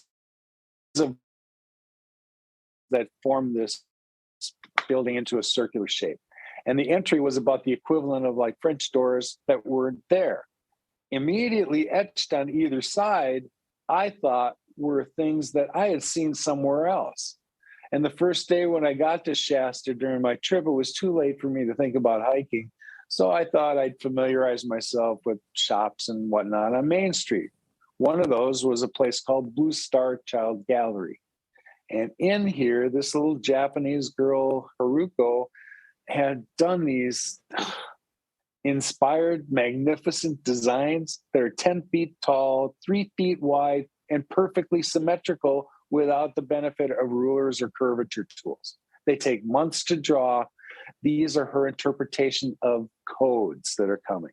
One of these was known as the New Earth Code, and the other one was the New Angelic Blueprint. It's the new human design, or call it the original design. And I had seen these in her shop. She's got a room in the back that has 5 of these that are profound. When you go back in that room, the hair on your arms, I promise, will be elevated because the energy in there from these codes is just amazing. It's just extraordinary. When I had made a remark to Alex, I said, these look familiar to me. He said, yeah, those are Haruko's codes. They're accurate. That is the New Earth, and that is the New Angelic Blueprint. They etched it into those panels. So we stepped into this chamber. There's a round table in the middle. It's got 13 chairs around. Here's where they meet. But when I went into the room, there's some kind of a pulse that takes place in this space. And it only took place in that space because when I left it, it went away. But something struck you in the heart core, like the most wonderful hug you've ever received. And that just continued to press into your heart core the entire time you're in the room. I would suspect that there's not a whole lot of legislation that needs to take place in an environment like that, where everyone understands the law. Well, we're all connected to one another. Love is the foundation, and unity, compassion. You know, what is there that they need to soften me up with, right? It was palpable love. I don't know any other way to put it. There's just no human words for what that sensation was like. But if you can figure out what pure love felt like, here it was, and it stayed with you the whole time you're in and kind of lulled you. Well, as I was taking in this sensation and what I could about the room, I can see 5 more beings making their way in from the other side of the room. There were feminine beings on each side of this one more quite masculine being who was taller than the rest of them, 9 feet at least. Everyone in the room was definitely taller than I was. And I recognized by pictures that that was a Dhamma in the middle. His pictures on those books do not do this guy justice, but he was 9 feet and change. Well, they had invited me to take a seat at the table, and they flanked me on either side. There were 3 of them over here, 3 of them over there. And then each one of them told me what their name was and a little bit about them, not a lot. I remember who Adama was because that was pretty simple for me. I knew who Alex was because I had been with him the whole time. But other than that, the only name I remembered was the name of the first woman, Shyama. And the reason I did it was because when the dialogue began, she seemed to chair the meeting. She was about to tell me what I was doing there. First of all, the Lemurians were also under the same impression that around winter solstice, which would have been 2020, that they knew that the shift was imminent. They believed it, and that they were preparing for the time when Earth's consciousness rose to the point where they could reintegrate with those of us on the surface. That's what this was about. They want to make it known that they're here, that instead of us looking up in the sky to try and figure out whether that UFO is really a UFO, no. Look, there have been beings, your beings, that have been here underneath us on the planet for longer than that. The last contacts seem to have been made back in the 40s when they did used to come into Shasta and they would trade with gold, and it was well known, and then they just stopped coming. Well, there's a variety of reasons why. I'm pretty sure why it happened in the 40s. And we started to do stupid things with humanity. I think that the real catalyst for intervention, shall we say, because there wasn't any intervention allowed. Humanity was on their own. They're learning these experiments and these lessons, that when we finally dropped the bomb in Hiroshima and demonstrated what we could do to the planet, that they weren't going to let that happen again. Until we did have one more mushroom called Test in Nevada, we just proved once again that we were reckless and we didn't know what we were doing. So that's why when I understand more about when I was born and what I was doing, I'm part of the Blu-rays that came in the early 50s. Oh yeah, we're going to incarnate on this side. So when the time comes to integrate with the rest of our brothers and sisters, I'm already on the side. So that being an emissary will be the easy task for me once I remember who the hell I am. So I understood the circumstances and I was thrilled by it, because everything that I had concluded over that amount of time too told me, the same thing, that this shift was imminent around then. Well, of course, that time has come and gone, and people point to the period and they go, nothing happened. And I laugh. It's a process. It sure as hell is happening. And if you understood how much time remains before this trigger really gets pulled, you would start to pay attention to these signs and focus on keeping your vibration high. What the guides continue to tell me to remind everybody else right now is tend to your own flame. Get yourself right. Keep your vibration high and focus on that. In turn, your light's going to emit and others are going to begin to notice. We can't do this because we think we're going to change people's minds anymore. It's too late for that. But those of us that are aware that's going on and want to understand the process, there are those of us who have been fed more information. Now it's our obligation to pass along. Like I said, I'm not here to change anyone's mind, but I can help you identify the things that help me understand it. And I was the toughest person you'll ever meet for me to believe things. The stuff I put on my website was to prove it to me, not anyone else. And if you were successful doing that, you earned this. Those were hard lessons I learned and hard conclusions to come through. But listen to what I say now. It's the most miraculous, extraordinary things you've ever heard. They're coming from something bigger than me. And it was my turn to help the rest of you get it. They gave me the 3 reasons why it was me. The first reason was that I demonstrated I can hold 5th dimensional awareness. And I really didn't understand what that meant. It just means that I can see when I saw their civilization and understood what the law of one was, that that's what I want. That's what we've all been promised. When we don't have to listen to all this white noise and war and none of that, it's all gone. And whatever we've manifested in our minds for New Earth, man, it's right around the corner. We're all waking up. I still am shocked by the number of people that within the last 2 or 3 years, here's the trigger. There must be something common to all of us, because when I keep asking people, can you tell me when you really had this recognition that something shifted now and your focus is more on the metaphysical side of your life?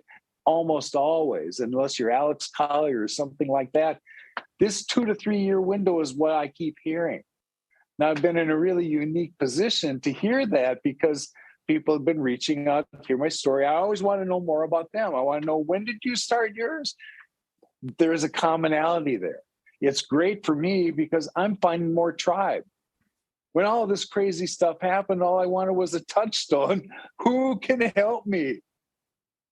You don't find your tribe until much later. And I was out there, flogging around in the water a lot longer than I'd hoped.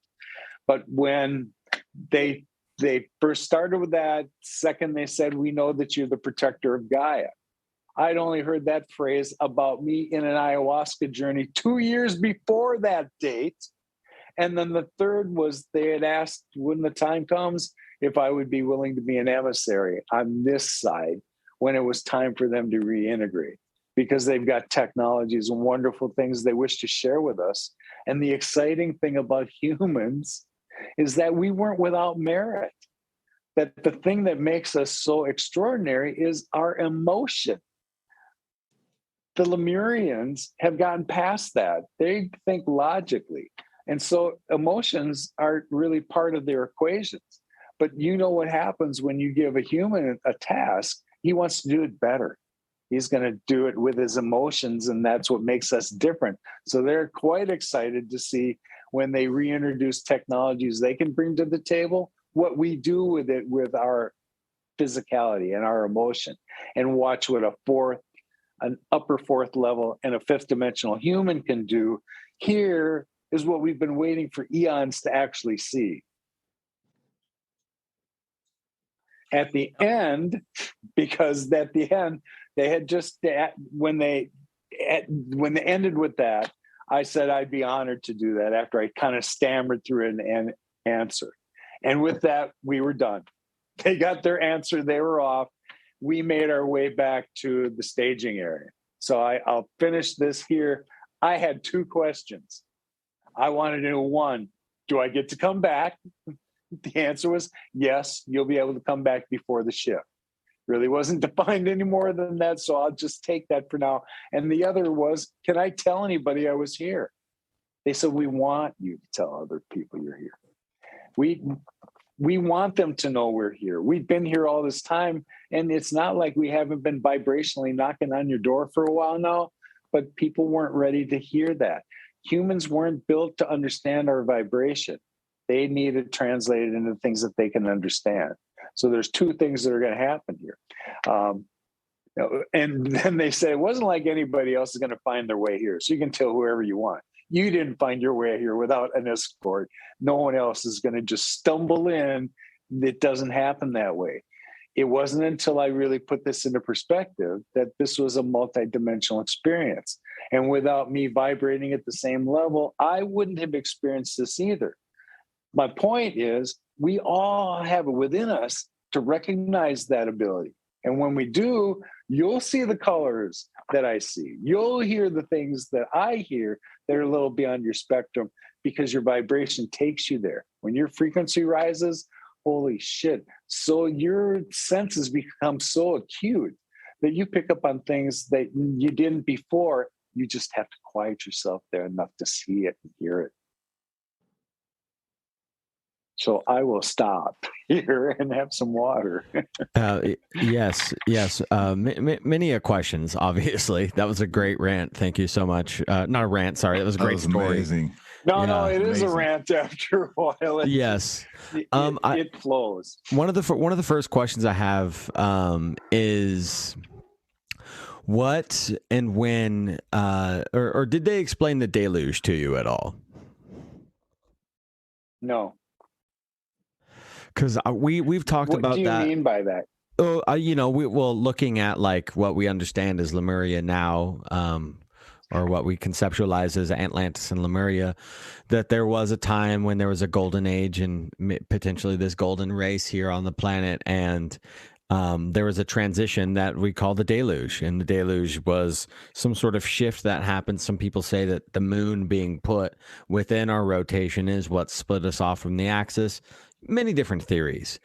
So I was just curious, to see if there was an explanation as to what the deluge was. And then also, I guess I'm also curious as to, how we came to be as these three-dimensional, these carbon-based, what have you. Like how did we, were we merged on purpose, and like these many different lessons that are here within within our human time on the planet. And it So might do you refer to resonate? the population. I'm sorry, go ahead. It might refer to that population change that you had mentioned. You said it went from 200,000 down to 25,000 and then climbed back up. What caused that population loss? Was that from a flood? No, that when Lemuria knew that the sinking was imminent and they were making their preparations, they had made provisions in space for 200,000 within Shasta. But at the end, it happened so rapidly, only 25,000 ever made it there. So when they were sinking like into the ground, underground, from above ground? Into the water. Lemuria went under the Pacific. But it's interesting that you asked those questions about, what it was like then. We want to think, in order for us to understand it, that Lemuria occupied the space between, just this way of Japan and this way from North America. Land masses were entirely different back then. And when Atlantis was Atlantis, the planet was way different. And where those 12 Atlantean colonies weren't in the way that the globe sits now, we want to continue to point to land masses. The land masses weren't like that back then. In fact, during that time, we're also going to experience when the Earth finishes her next physical function to move into the next place. It's likely there's going to be another pole shift. Happens every 700 years, and we are way past due. That is also going to happen. So, of course, land masses are going to shift, and they're going to be in different places like they were back then. So if we really just look at the globe as it is today and try and figure out the things that we wish, you can't really project that onto the Earth in the form that it's in now. We all understand that the Hawaiian Islands are the very tips of the mountains that used to be in Lemuria. So if you could see underneath the ocean there, you'd have a great idea what the footprint for a large part of Lemuria was. It's just based there underwater. Do you have any time frame of when that happened, when they went underwater? How far long ago? When was that? Say it was 300,000 years ago is what I understand. Okay, yeah. Yeah. That lines up with some stuff because, humankind kind of disappeared and then resurfaced around 200,000 years ago. That's right. Well, remember that that must have been a colony that broke off and, started Atlantis. And they were, different beings back then. Everybody was kind of, when Atlantis was just coming into form, Lemuria they were flourishing. They were still seventh dimensional beings, and they were androgynous back then. Man, they had found where Earth was first formulated. And I want to go back to, because Roman, I think, had started to talk about starseed initiates and how we got there. Well, that's a discussion about who your soul is and immortal. And while we're riding around this biosuit, we tend to forget that we're much more than this person and the name we gave ourselves. No, you've had many incarnations, have you not? Here is the place where our conversations really need to begin, because if people don't understand if they don't believe in incarnations, then I can't explain to them they've had past lives, and many of them. Your soul has played a role in much more than this meat suit I'm occupying right now. You have been in Atlantis. You've been in Egypt. You've been in Lemuria. You've also been in Elysium when it was first formed, when the Earth finally took form, and they put a mantle on here to turn it into something more than the interstellar, byway station it used to be, when it was determined that they were going to try and see if this could be life-sustaining. The Earth became something it wasn't ever supposed to be. But now, Elysium, is that the time of the Hyperboreans? When the decision by the Galactic Federation to build out Earth to make it life-sustaining, the first ones that came were the biologists from the Pleiadians, because they were the master botanists in the galaxy. When they were asked to build out the mantle, those scientists came, and when they were finished, this was the beginnings of Elysium. We, want to think of it as the Garden of Eden. It was perfect and beautiful. And when it was done, those scientists wanted to colonize here. So they had petitioned the Galactic Federation to be able to do that. And then they began to introduce in other species. Okay, all the plants and fauna was here, the mantle was in place. Now they began to bring in animals, and they brought in ocean animals. So those that were going to occupy both water and on land, those began to be introduced. This was about the same time, as I understand, that when the Lowurians lost their planet and they needed to find another place because it became uninhabitable, they first migrated to Sirius, where a lot of people came from that source as well. So the Lowurians were these, 20 plus feet tall master architects, master builders. Now they also asked to colonize here. And when they did, they had this wonderful, awesome canvas to which they started to build these colossus things. And when you really understand that they weren't carving anything out of the rock around here, when you get the ideas about how the pyramids were really built and where all that mass came from, that'll be a wake-up call for you all. No one dug that out of earth and put it together and shaped it with rocks and stones. Think sacred geometry, and think that those people at those levels can manifest anything they wish, can't they? And in and out of form, can't they? So when they brought this information from this material from other places, it came in light form. Light form. So sacred geometry told them exactly where it needed to be. So this square was going to fit exactly where I needed to be. Think of the king's chamber, especially in the Great Pyramid, and how those 5 layers were. How do you embed that in there? Well, here's how it's done. You get the dimensions from sacred geometry, you fill it in with this light, and then it takes form. Every one of these forms is either turned into granite or basalt. Look at the pyramids and what they're made out of. And in every case, it's been that material. Well, that's what it manifests itself into when that matter turned itself into form. It took a while for that answer to come, but it sure it's reasonable, isn't it? Absolutely, because it's just baffling. It's just so amazing, the megalithic structures we find. It's so hard to find answers on it, but that really provides a lot of light to how they might have come into being. And I've heard that before. Some people have already come across that information. Yeah. Now, do you have any information about your Atlantean past life? I had a past life as a Lemurian. My name was Lornak, and it was fascinating. I was a giant during that time. I do. I was a priest back then, but I was part of the Myrrh.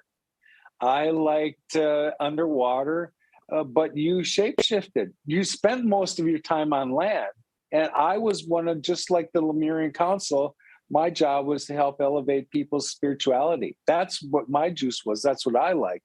But the rest of my time in the realm was, I loved living in the underwater realm. Yeah, I had a similar experience myself. And we were definitely amphibious during those times. Yeah. It was, look, when you're that form, and when we get back to 6-dimensional light form, you can take form in whatever way you wish. If you want to be amphibian, you can do that. You're light. You decide what that form needs to be. I suspect, though, once you get to that place and you can just be those light beings, like I have pictures of, I don't know that I want to come back and take form, because I can have fun with hijinks in those forms, right? Yes. I like practical jokes. We're going to see what I get to do when I'm a light form. When you were in that form, you say mer, did you have like, is that like a typical mermaid form, or is that totally different than that? Well, I don't know how that translates into, I still think that I was masculine in that realm. So I'm not quite sure if I would have had the same type of tail feature. I don't know, but I'm going to go back and explore that. I was more interested in, who I was and what I was doing back then. Because every time things came up, and I have greater clarity about that, it just kept telling me that I had been a priest in these other places, and that I was an alchemist. And then I understood transmutation and changing things from the form. I had those capabilities. You're just a human, and that's still tucked away. And at one point, you're going to be able to restore all that. That's why I like to go back and find out who I was and what powers I had before. Because now when you have awareness of it, this is what you get to ask for. I'm not asking for anything new. Restore what I already know and have. That's what I'm asking for. Now, were you under the impression that it was a matriarchal rulership during those times, or guidance system? Yeah. Yes. Yeah, and it should have been. It should have been. In a perfect world, when there was balance between feminine and masculine, feminine was always the connection to source. Those ideas that they got were divine inspiration, and then it was up to the rest of us, patriarchs, to carry it out. That's what we did. And when that balance was there perfectly, look at what Elysium was in its early stages. It was perfect.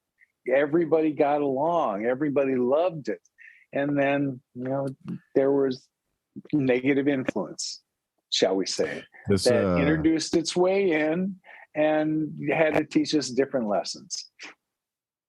This is pretty interesting, because on Sunday we did a show about the Marian apparitions and ghosts, and how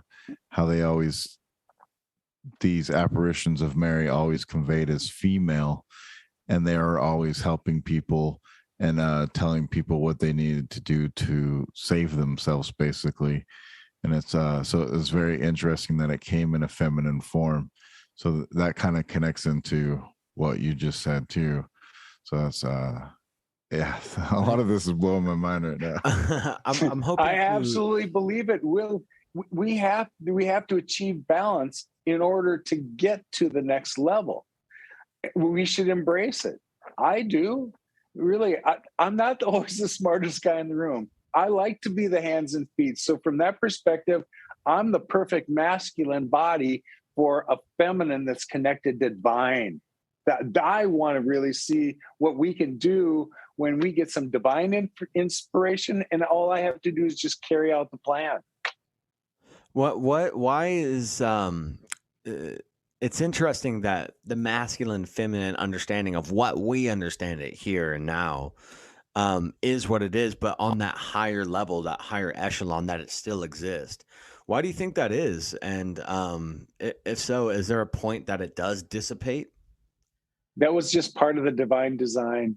There always had to be balance. And even when I described the androgynous, seventh dimensional Lemurians way back then, they embodied that perfect balance. They had a perfect balance of each one of those aspects. And man, that's how you really understand your connection to source. Not when you're unbalanced. That's what made them androgynous in the first place, was that balance. Exactly. Aspect. Yes. That's kind of interesting too, especially, talking about like some sort of awakening happening, here now, and then what's happening to a lot of younger people who are starting to feel like they have this unilateral is not the right word, but both sides, they're able to, a lot of trans movements, or the fluidity. Yes. That is within that. It's almost like that is a part of something that's knocking on the door to say, hey, we're balancing ourselves out, but there's a confusion because of the matrix system that is set up.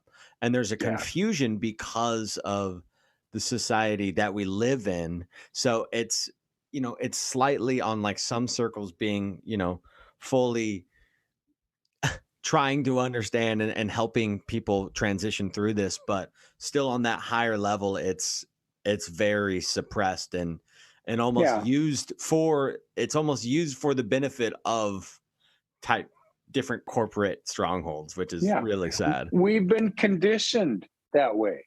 And we were conditioned by the people that were conditioned before that. So we shouldn't really be surprised with what we know and what we've been taught. But the metaphysical part of ourselves that has been undernourished, shall we say, is the one that's screaming for attention right now. And when it gets it, then we see from our inner being's perspective. Those references you were making to more gender fluid people, really, those are the examples. Those are supposed to be the ones we're paying attention to. They're showing balance. Here's where we're going. And yes, it's outside the norm. It's not what we're conditioned by. But here are the last vestiges of masculine energy trying to hang on to power when really, in order for us to get where we want to go, we've got to achieve balance. I want feminine energy to match mine. Really, even in a relationship, I want an equal. Oh my God, when you find that mirror of yourself, that's a powerful thing. And when your whole tribe ends up showing up like that, every one of us has an individual specific gift. Would you agree? We were all not meant to march like soldiers that know all the same thing. And when we do, your gift will find its place in the fabric of the universe that was meant to be there. When you're called on to do whatever that task is, it's the easiest thing you've ever done. And to the rest of us, we marvel at it. But that's why when we're all together and doing our individual, unique gift things, man, now we're a force to be reckoned with. Here's where humanity can really step up, but we've got to get past the things that have locked us into place for so long. And, on behalf of my gender, we kind of screwed things up. I have a couple of questions, actually. One, I'll start with a short one. When you talk about Adama, what was his physical features? What did he look like? Did he wear clothes? What clothes was he wearing? How did he present himself?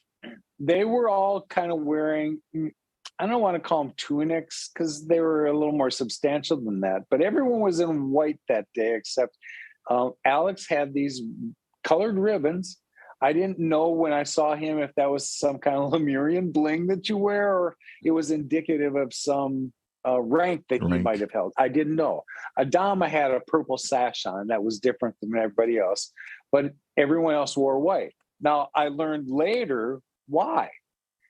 I had met a woman named Diane Robbins who lives in Shasta, and she's written 3 books. Over 40 years, she's been channeling Adama and documenting it. She was gracious enough to spend some time with me, invited to her home. I've been with her 3 different times. And after the first time I visited and she saw that people were kind of coming my way and she had some other information, there was a piece of information she shared with me. She had never put in any of her books, but it was fascinating when she shared it. That capstone that I had described that was on the top of the pyramid, when I saw it, it was Sunday when I was there. Sunday, the capstone was white. Well, there's a reason for that. The day of the week determines the color of the capstone. When I was there, it was white, and so the population wears white. Had I been there on Saturday, it would have been purple, and the population would have been wearing purple. Had it been Wednesday, it would have been green or emerald, and the population would have been wearing green. I found it pretty fascinating. Yeah, that's interesting. I'm a mailman, and we have color codes for different mail that's supposed to go out that day. I don't know if this has any connection, but Monday's blue, Tuesday's orange, Wednesday's green, Thursday's yellow, Friday's red. I forget what Saturday is. There's sense and reason to that, isn't there? Yeah. Think about where we're going next. We communicate telekinetically, first of all. You and I are having this conversation without words. Won't be English, Italian, German. It won't be that. But the other common components to communication are going to be your vibration first. You feel how somebody talks, but color, symbols, and sounds. You just described that very thing. I saw red. I knew what that meant. Mm-hmm. I saw red. I knew what that meant. That's where we're going back to. That's why symbols and codes that we're seeing are being reintroduced to us instead of, all this language. Even Lemurians, the last time we spoke, are insistent that it's time that all of humanity understands their vibration. So there are those that are now being moved to understand it as well. So those will be the people that will help others understand it first. They'll be the interpreters, but they're not meant to be the interpreters. They're meant so that the next people that need to understand need to come to them. No. You activate the next people who then activate the others. Not everyone's going to be translators, but those that know that they're called to do that are then going to go out there and geometrically, here's how it happens. So this person affects that circle, and that circle affects their individual circles. So now can you see how rapidly this information is going to be, parsed out to everyone? It's not that Lowell had a really cool experience and everyone's got to go see him in a room. It's not like that. I was the one who got to do it first, and so I understand the mechanics. Now it's my job.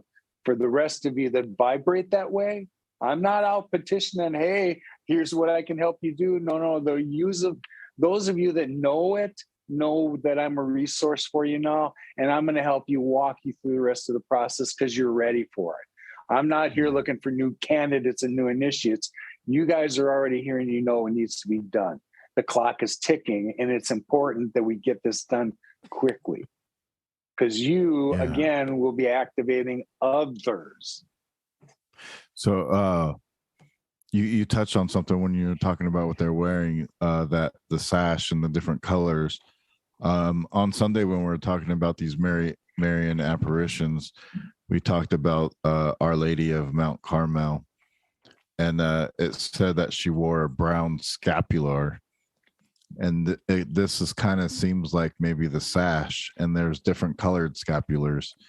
And that kind of connects into what my next question was also, was that, in the biblical stuff, it seems like Jesus had a sash, or some of these other people had a sash going on. Is there any connection to these biblical times and maybe an awakening that was happening at that time, where they were trying to come out, but maybe didn't quite happen, or did happen? I don't know the answer to that. Okay. But I'm compelled to address Jesus. And I love Jesus. But I see, and I grew up in the church. My grandparents wanted to make sure that I had the opportunity to make up my own mind along the way. I did the same thing for my son. I didn't take you there because I think you need to be there. Here's your opportunity to experience for yourself so you can decide what you want. And to me, I have a clear understanding Jesus is an ascended master. He came in the way that it was fashioned in the book. And again, each one of those books was mindfully written by a guy. And each one had to come from his perspective. So I just say, read it with discernment. It's not that there aren't nuggets of wisdom and truth in there, but you know that whoever wrote this had their own agenda and they wanted you to understand it from that perspective. Having said that, Jesus is evolving with the rest of us. And if you really listen to what his message was, what did he say? God is within us. Hello. He understood dimensionality. He understood those things and tried to tell it to people in ways that back then, no one could really comprehend it other than him, but he was trying to set the mark. He is still doing that from his perspective now. And somebody asked, would he be returning? Well, no, he's not going to drop his vibration to come to this density ever again. But he is still there as an advisor, and he is evolving with the rest of us, just like everybody else. He's always been that resource. He's been trying to hit us over the head with a 2x4 ethereally and just say, look, what I was telling you, you can experience, that I experienced, you have it within you to do the same thing. Does it sound like what I'm saying here today? It's the same thing. Yeah, that's what I was alluding to. That was he some type of spiritual teacher that was coming to try to raise the vibrational consciousness at that time? Yes. Yeah. Some people believe that Jesus was a high priest of the Melchizedek order, but it said that his parents were Essenes and followed eclectic mysticism, which has not really been taught by the church anymore. It's kind of been lost. But through the Gnostic movement, which is the teachings of Jesus and accessing the divine within, we hear mentions of the Essenes and their teachings. Some people believe that we can access Christ consciousness through the sacred oil, which they, I think, are referring to as the DMT, which we can access in meditation. And they say that we've forgotten to listen to the deep voice in the silence, the inner voice in the deep silence. Well, that's a mouthful. Yes. Let me just give you this perspective. I agree with plant medicines that can put you in touch with spirit. Absolutely, positively. They're effective, and they were, depending on what your intent is to get out of it, they have been successful. That was what I got out of ayahuasca journeys. But the description you gave before, in my mind, it's our 3D way of, identifying things. When we label the Essenes and all of the ceremonies that we do, because we think as 3D humans we have to take these steps, and everybody has to take these steps. Our journeys are all different, our lessons are all different, we're going to get it in different ways. And so when we look at things that were put into part of our religious experiences, that I feel like we kind of get ourselves boxed in to live up to those descriptions. And then what really pisses me off is when somebody gives me this box and says, that's who I am. And then they say, you don't fit in your box. What? That's kind of silly. Yeah, I think it's important that there's different aspects of the teachings of Christ, because we all have a different role to play in following those teachings. And we have different ways to manifest the offerings that have been guided to us through his teachings that have been passed down through the ages. I know I've been more approaching towards the mystical paths of Christianity, whereas not everyone is going to go towards that path. And so it's good that we all have different approaches. We're on different levels of ascension, all moving our way up gradually. That's absolutely true. I agree with you 100%. If people were to look at the spiritual side, religion is responsible for illuminating and locking that down all at the same time. Yes, there's something spiritual that you're connected to, but here are the limitations to it. Yeah, we weren't designed to have limitations. We all know that was just a control mechanism. But by God, we're all sovereign beings with free will. And if I expect to have others respect that within me, I have to do that for them as well. In that next realm where you ask about Law 1, that's kind of, we know that without thinking about it. Absolutely. Yeah, it's very basic. I find that the 7 ascended masters, it kind of applies to the Law of 1, in that they really fit towards the chakral energies, which refer to the 7 densities, which I sometimes refer as the dimensities, because sometimes now we're calling it the dimensions. But I feel like it could be an integration of both of the schools of thoughts of the 7 dimensions and the 7 densities. But I see that the colors that they refer to are not in line with the ascension of the chakral energies. When they mention the ascended masters, it goes from blue, yellow, pink, white, green, purple, and violet. they tend to skip over orange and exchange white instead, which I see white as kind of an integration of all the different energies. I agree. That's Reiki. right. I agree with that. Yes. You know, it's another way for people to kind of label it into a method of understanding. Mm-hmm. Don't let that get in the way. You already have a really wonderful comprehension of it.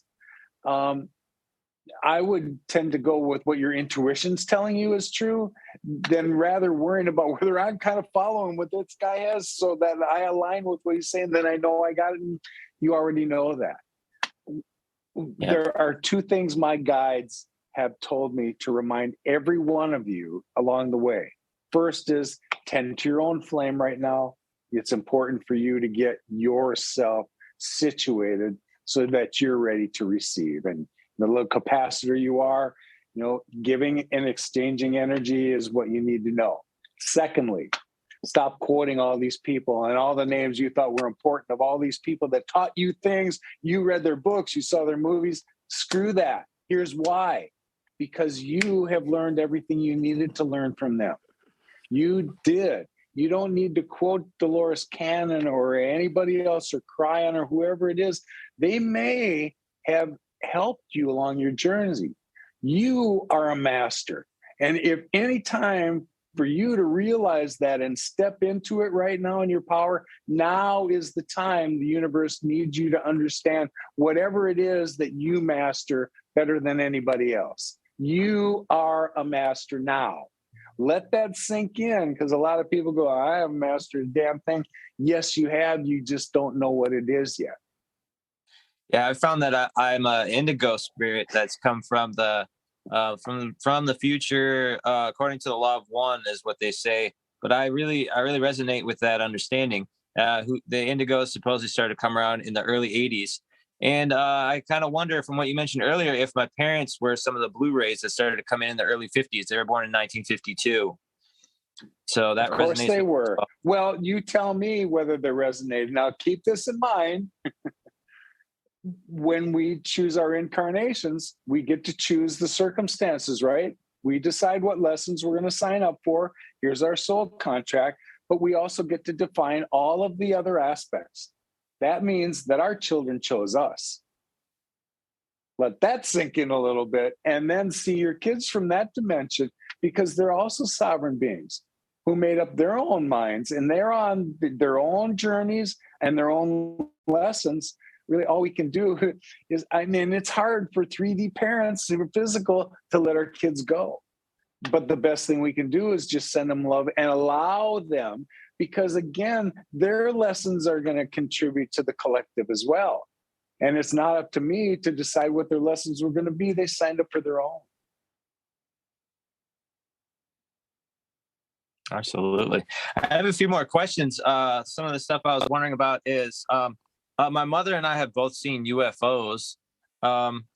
Did any of the ascended masters have an elongated skull from your experience? No, not the ascended masters I saw, but there are beings that do. The last time she's begun to embody different things that she's channeling. And the last time she said that she felt herself, whatever being was channeling, she said, I felt like I had a long head and I was very tall. And wow. Cindy's like 5'3". And so this was something to behold, right? Wow. Yeah. We're going to see beings that we don't really comprehend. And God bless, there's a certain amount of things that we all hold back, we know, because if we told people everything that we knew and saw, it will fucking flip them all out. It's not going to really benefit anybody when they lose it. So I'm not quite sure how you tamp down the fear factor. So that's not the first thing. But when we've shown them movies of little green men, and that every time we think of an alien, it's associated in the same sentence with the word attack, that's not an easy place to take people, when my experience with everyone has been benevolent and they're here to assist. How do we get that thought pattern in people's head more predominantly than worrying about, this invasion. And then maybe we can talk about what the ascension process is. Is it going to be catastrophic for some places on Earth? Yes, it will. But with the proper preparation, you won't be in those zones when the phenomena takes place. It's not like a solar flash is going to burn the Earth and we're all toast. That's not what happens. We move into another dimension where the sunlight and that doesn't affect anybody anymore. We're no longer that physical being. But these are advanced ideas to have with even us when we kind of get it. Imagine the totally uninitiated and trying to prepare them in the amount of time that's left. And I don't know that there's time to do it for everyone.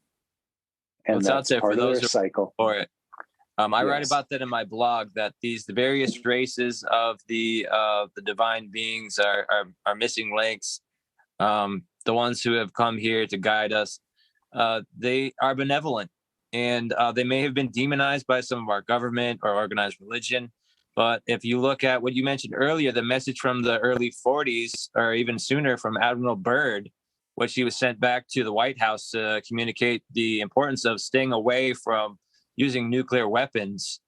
And that message was just shot down by our government and kind of lost. But his testimony of going into the inner earth down in Antarctica kind of strikes me as very similar to your own.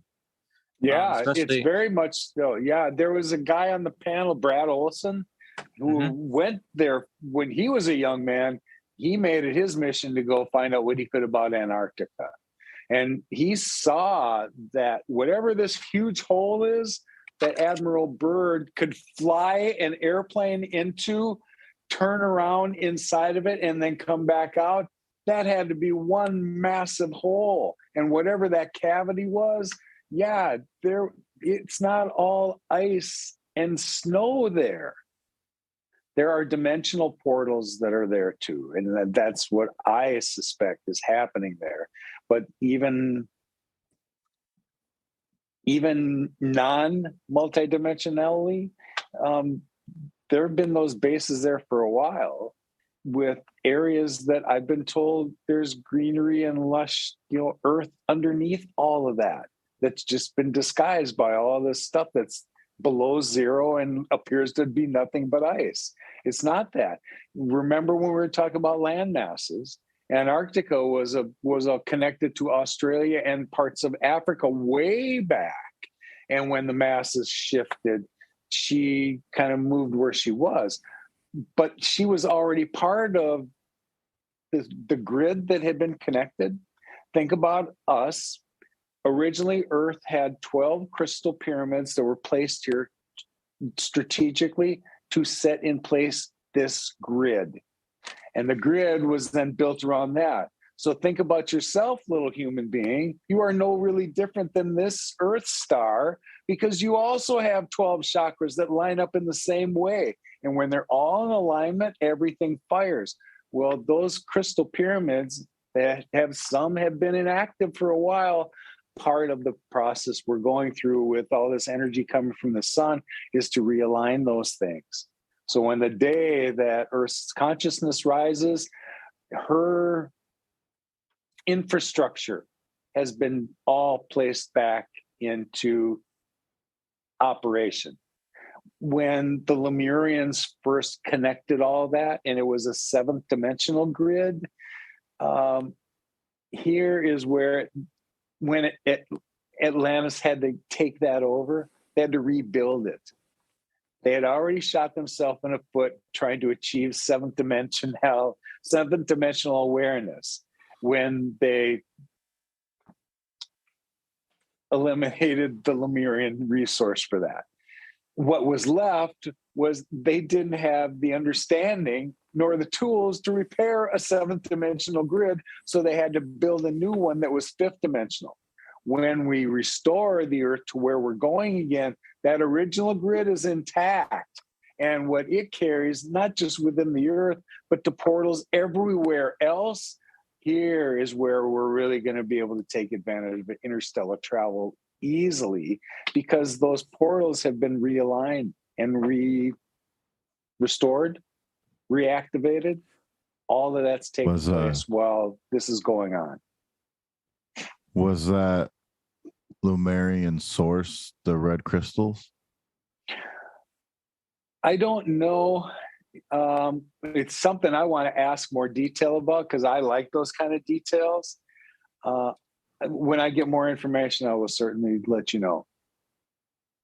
Because I've been hearing a lot about the red crystals, and we interviewed Sarah Bressman Cosme, who's she does past life regressions on people, and the person that she talked to was a Lemurian, and she said that Atlanteans come to take those red crystals from the Lemurians because they were a high source of power, and that's what they needed to use to do whatever they wanted, whatever they're trying to do. I'm not sure. The High Temple in Atlantis was said to have had a metal ore that was orangey red called orichalcum, which they finally discovered off the coast of Spain in 2010. The legendary Atlantean ore. That may be what they were referring to, although metals and minerals are a bit different than crystals, possibly. I don't know if there might be more to it. Yeah, metal alloys, it's interesting. You would think that you would hear more about that, and you don't. Because once you introduce crystal energy and light energy, metal is just a different mass that need to be created and maintained. I know that I chuckle when people that are trying to make sense of UFOs, that they still think that these are metal in some fashion. They don't understand light energy and light bodies. So you really can't understand that yet. In order to reason to make sense of any kind of metal, as light as you're going to make it, it still requires some propulsion, right? And in our world, we always see jets or helicopters or something is pushing it forward. When you've seen the real light craft, they don't move like that, do they? They go like this and this and this and any way they wish. I'm not sure how they're propulsed, but it's not like what we're used to. We're not at a capacity where we can understand that yet. But when I say yet, I underscore that because we do know how it works. It just hasn't been brought back into our wherewithal yet. Yeah, some people are more aware of it than others. They've been working at it. Bob Lazar is a prominent whistleblower that's been talking about how they create a gravitational depression in the atmosphere and ride along it. Although he's been informed that it's created by an element 131, if I'm not mistaken, in the island of stability state. Although my research shows that that's not likely. Although, I'm not sure that is certainly possible. But I've also heard that it could be just simply copper magnetics infused in crystal. And so I tend to go towards more of the crystal and away from the radioactive chemicals. I'm on the same page you are. We still want to, in our human minds, come up with ways that make sense to us. There's just, think when you get to the next level and your ability to manifest what you need is at your disposal.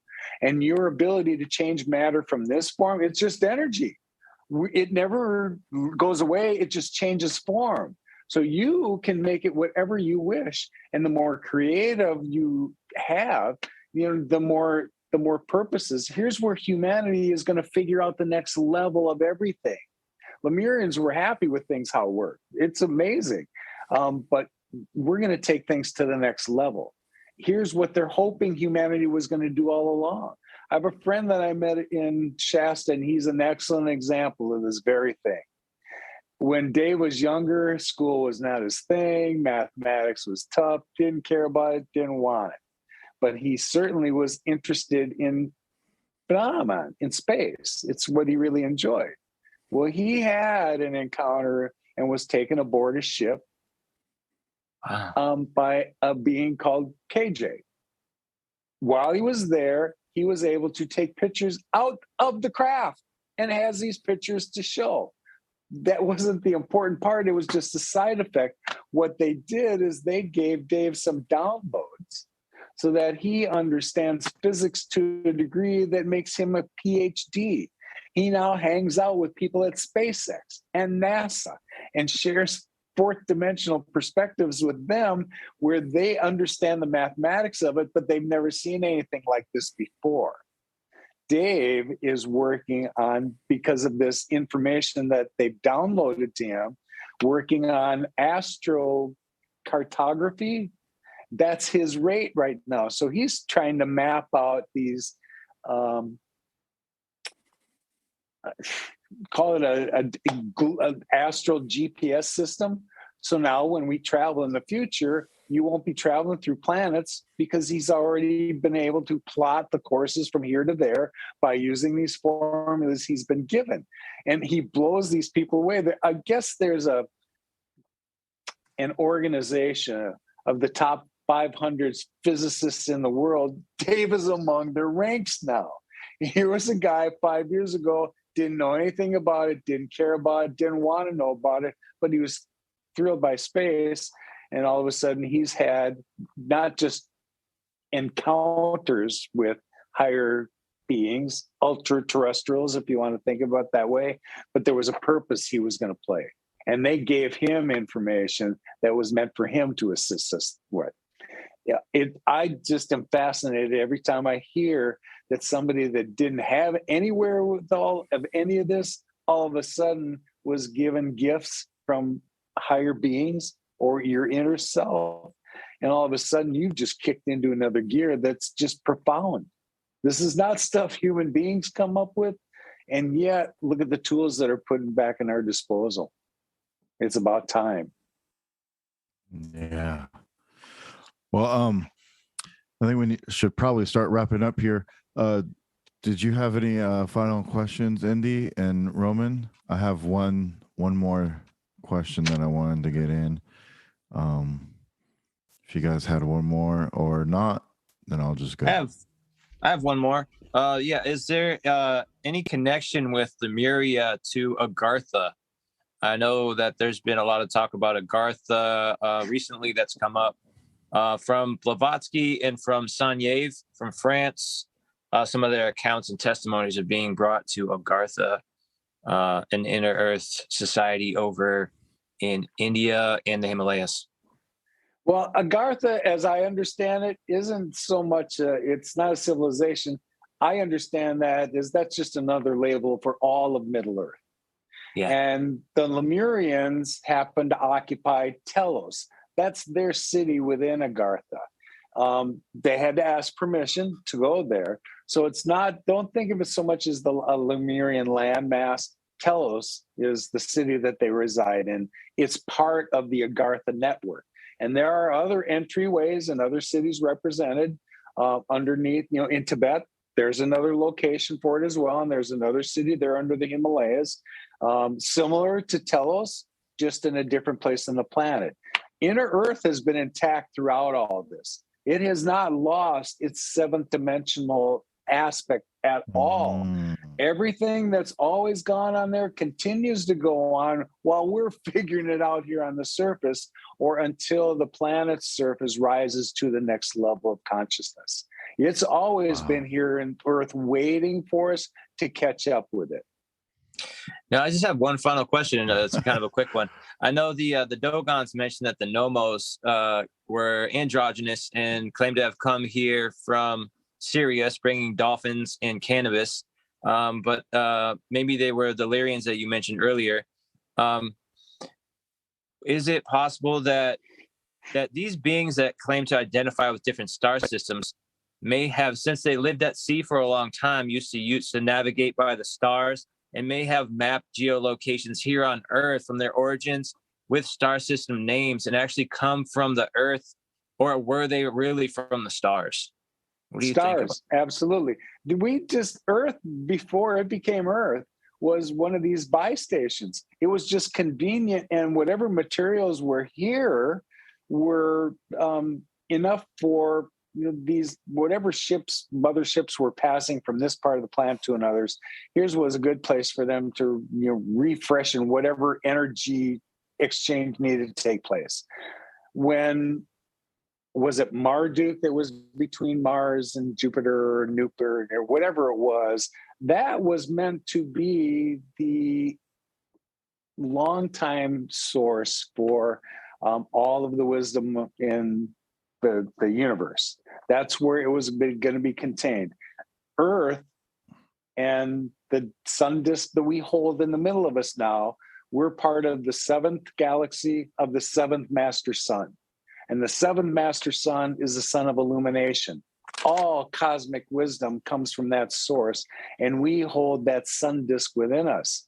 So that archive of cosmic information, the galactic Akash, if you will, was supposed to be somewhere else. And when that was destroyed, Earth became the new depository for that. Thank you. Oh, Mm-hmm. Jesus. Yes.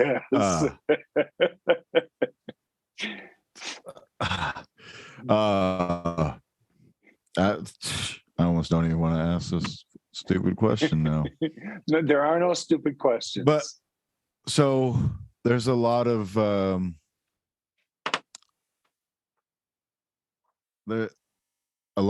Mount Shasta national parks.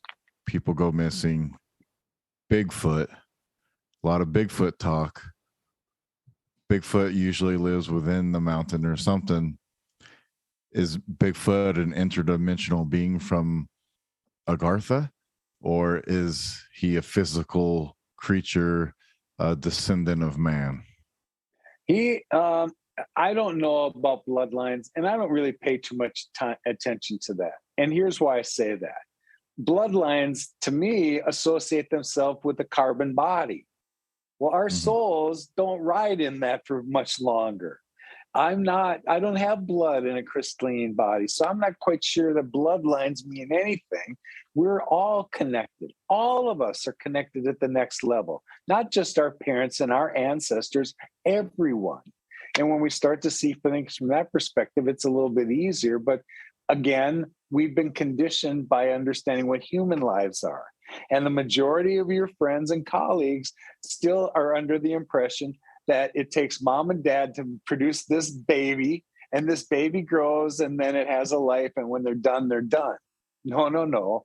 These are incarnations we chose, and we picked these roles, and we came in, and that was really our soul decided to ride in that biosuit when it was here.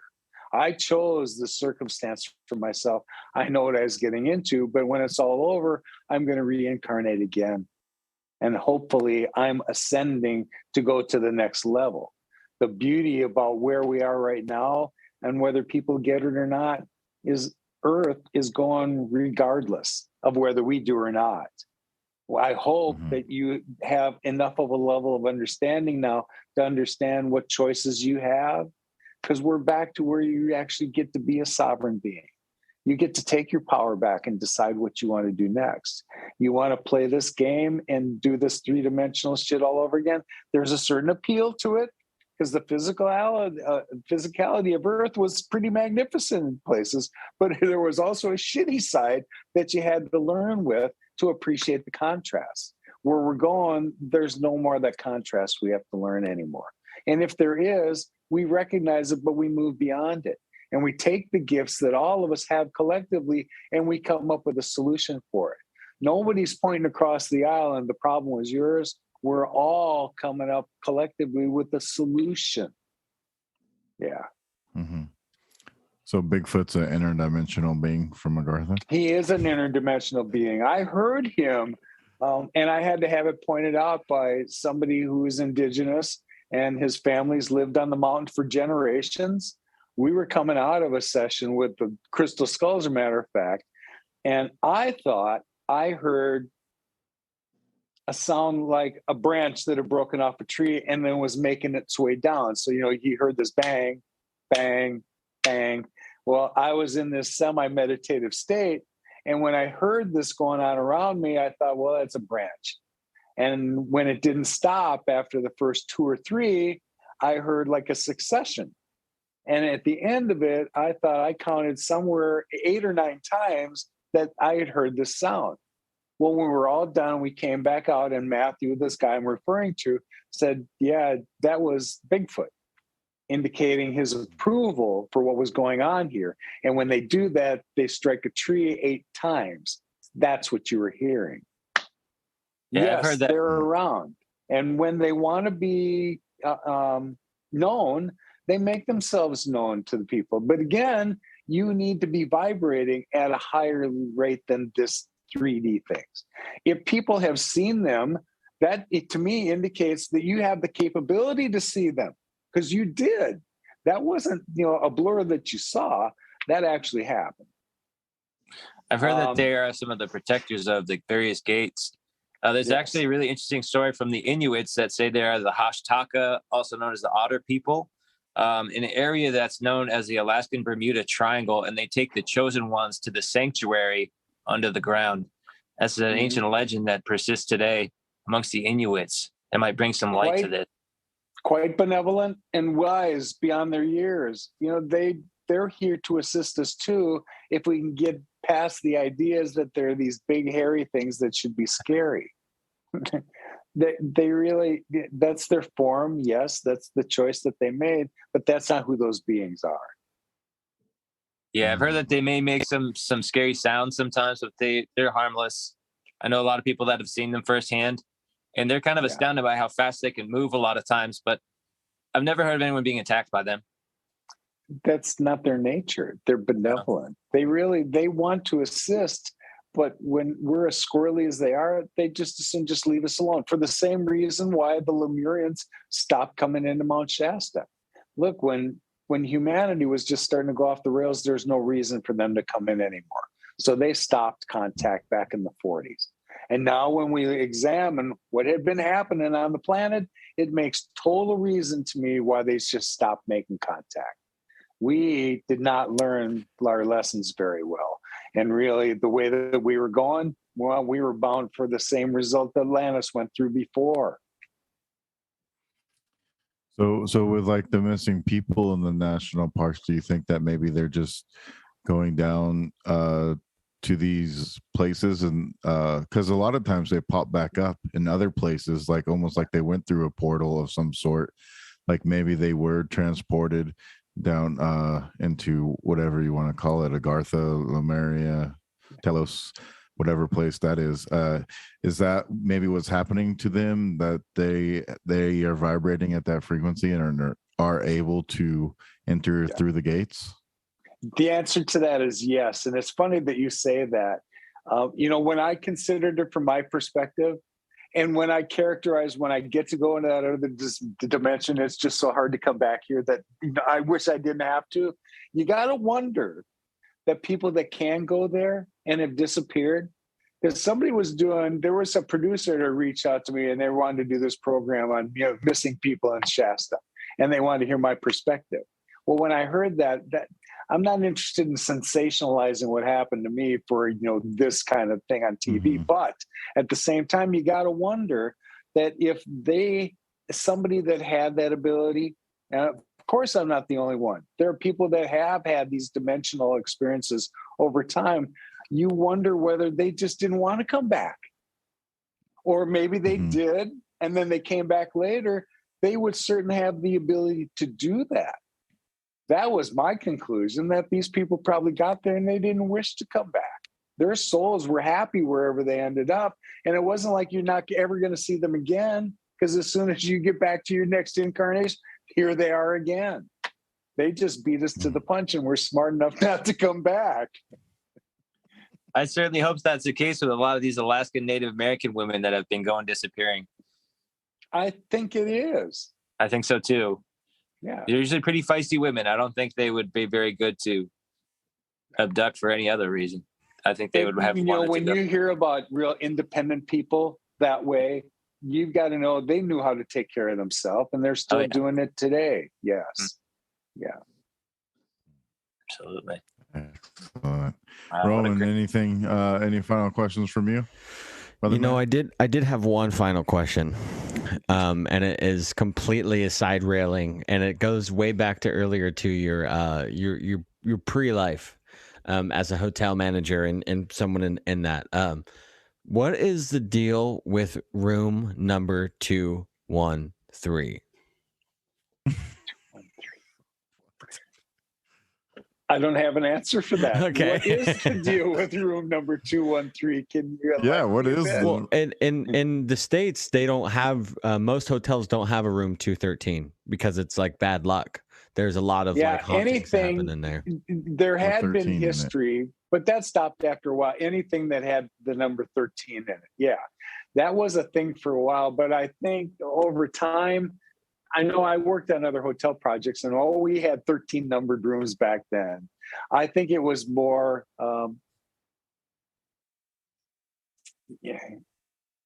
Superstition. Superstitious. Yes, that's the word. I think it was more than.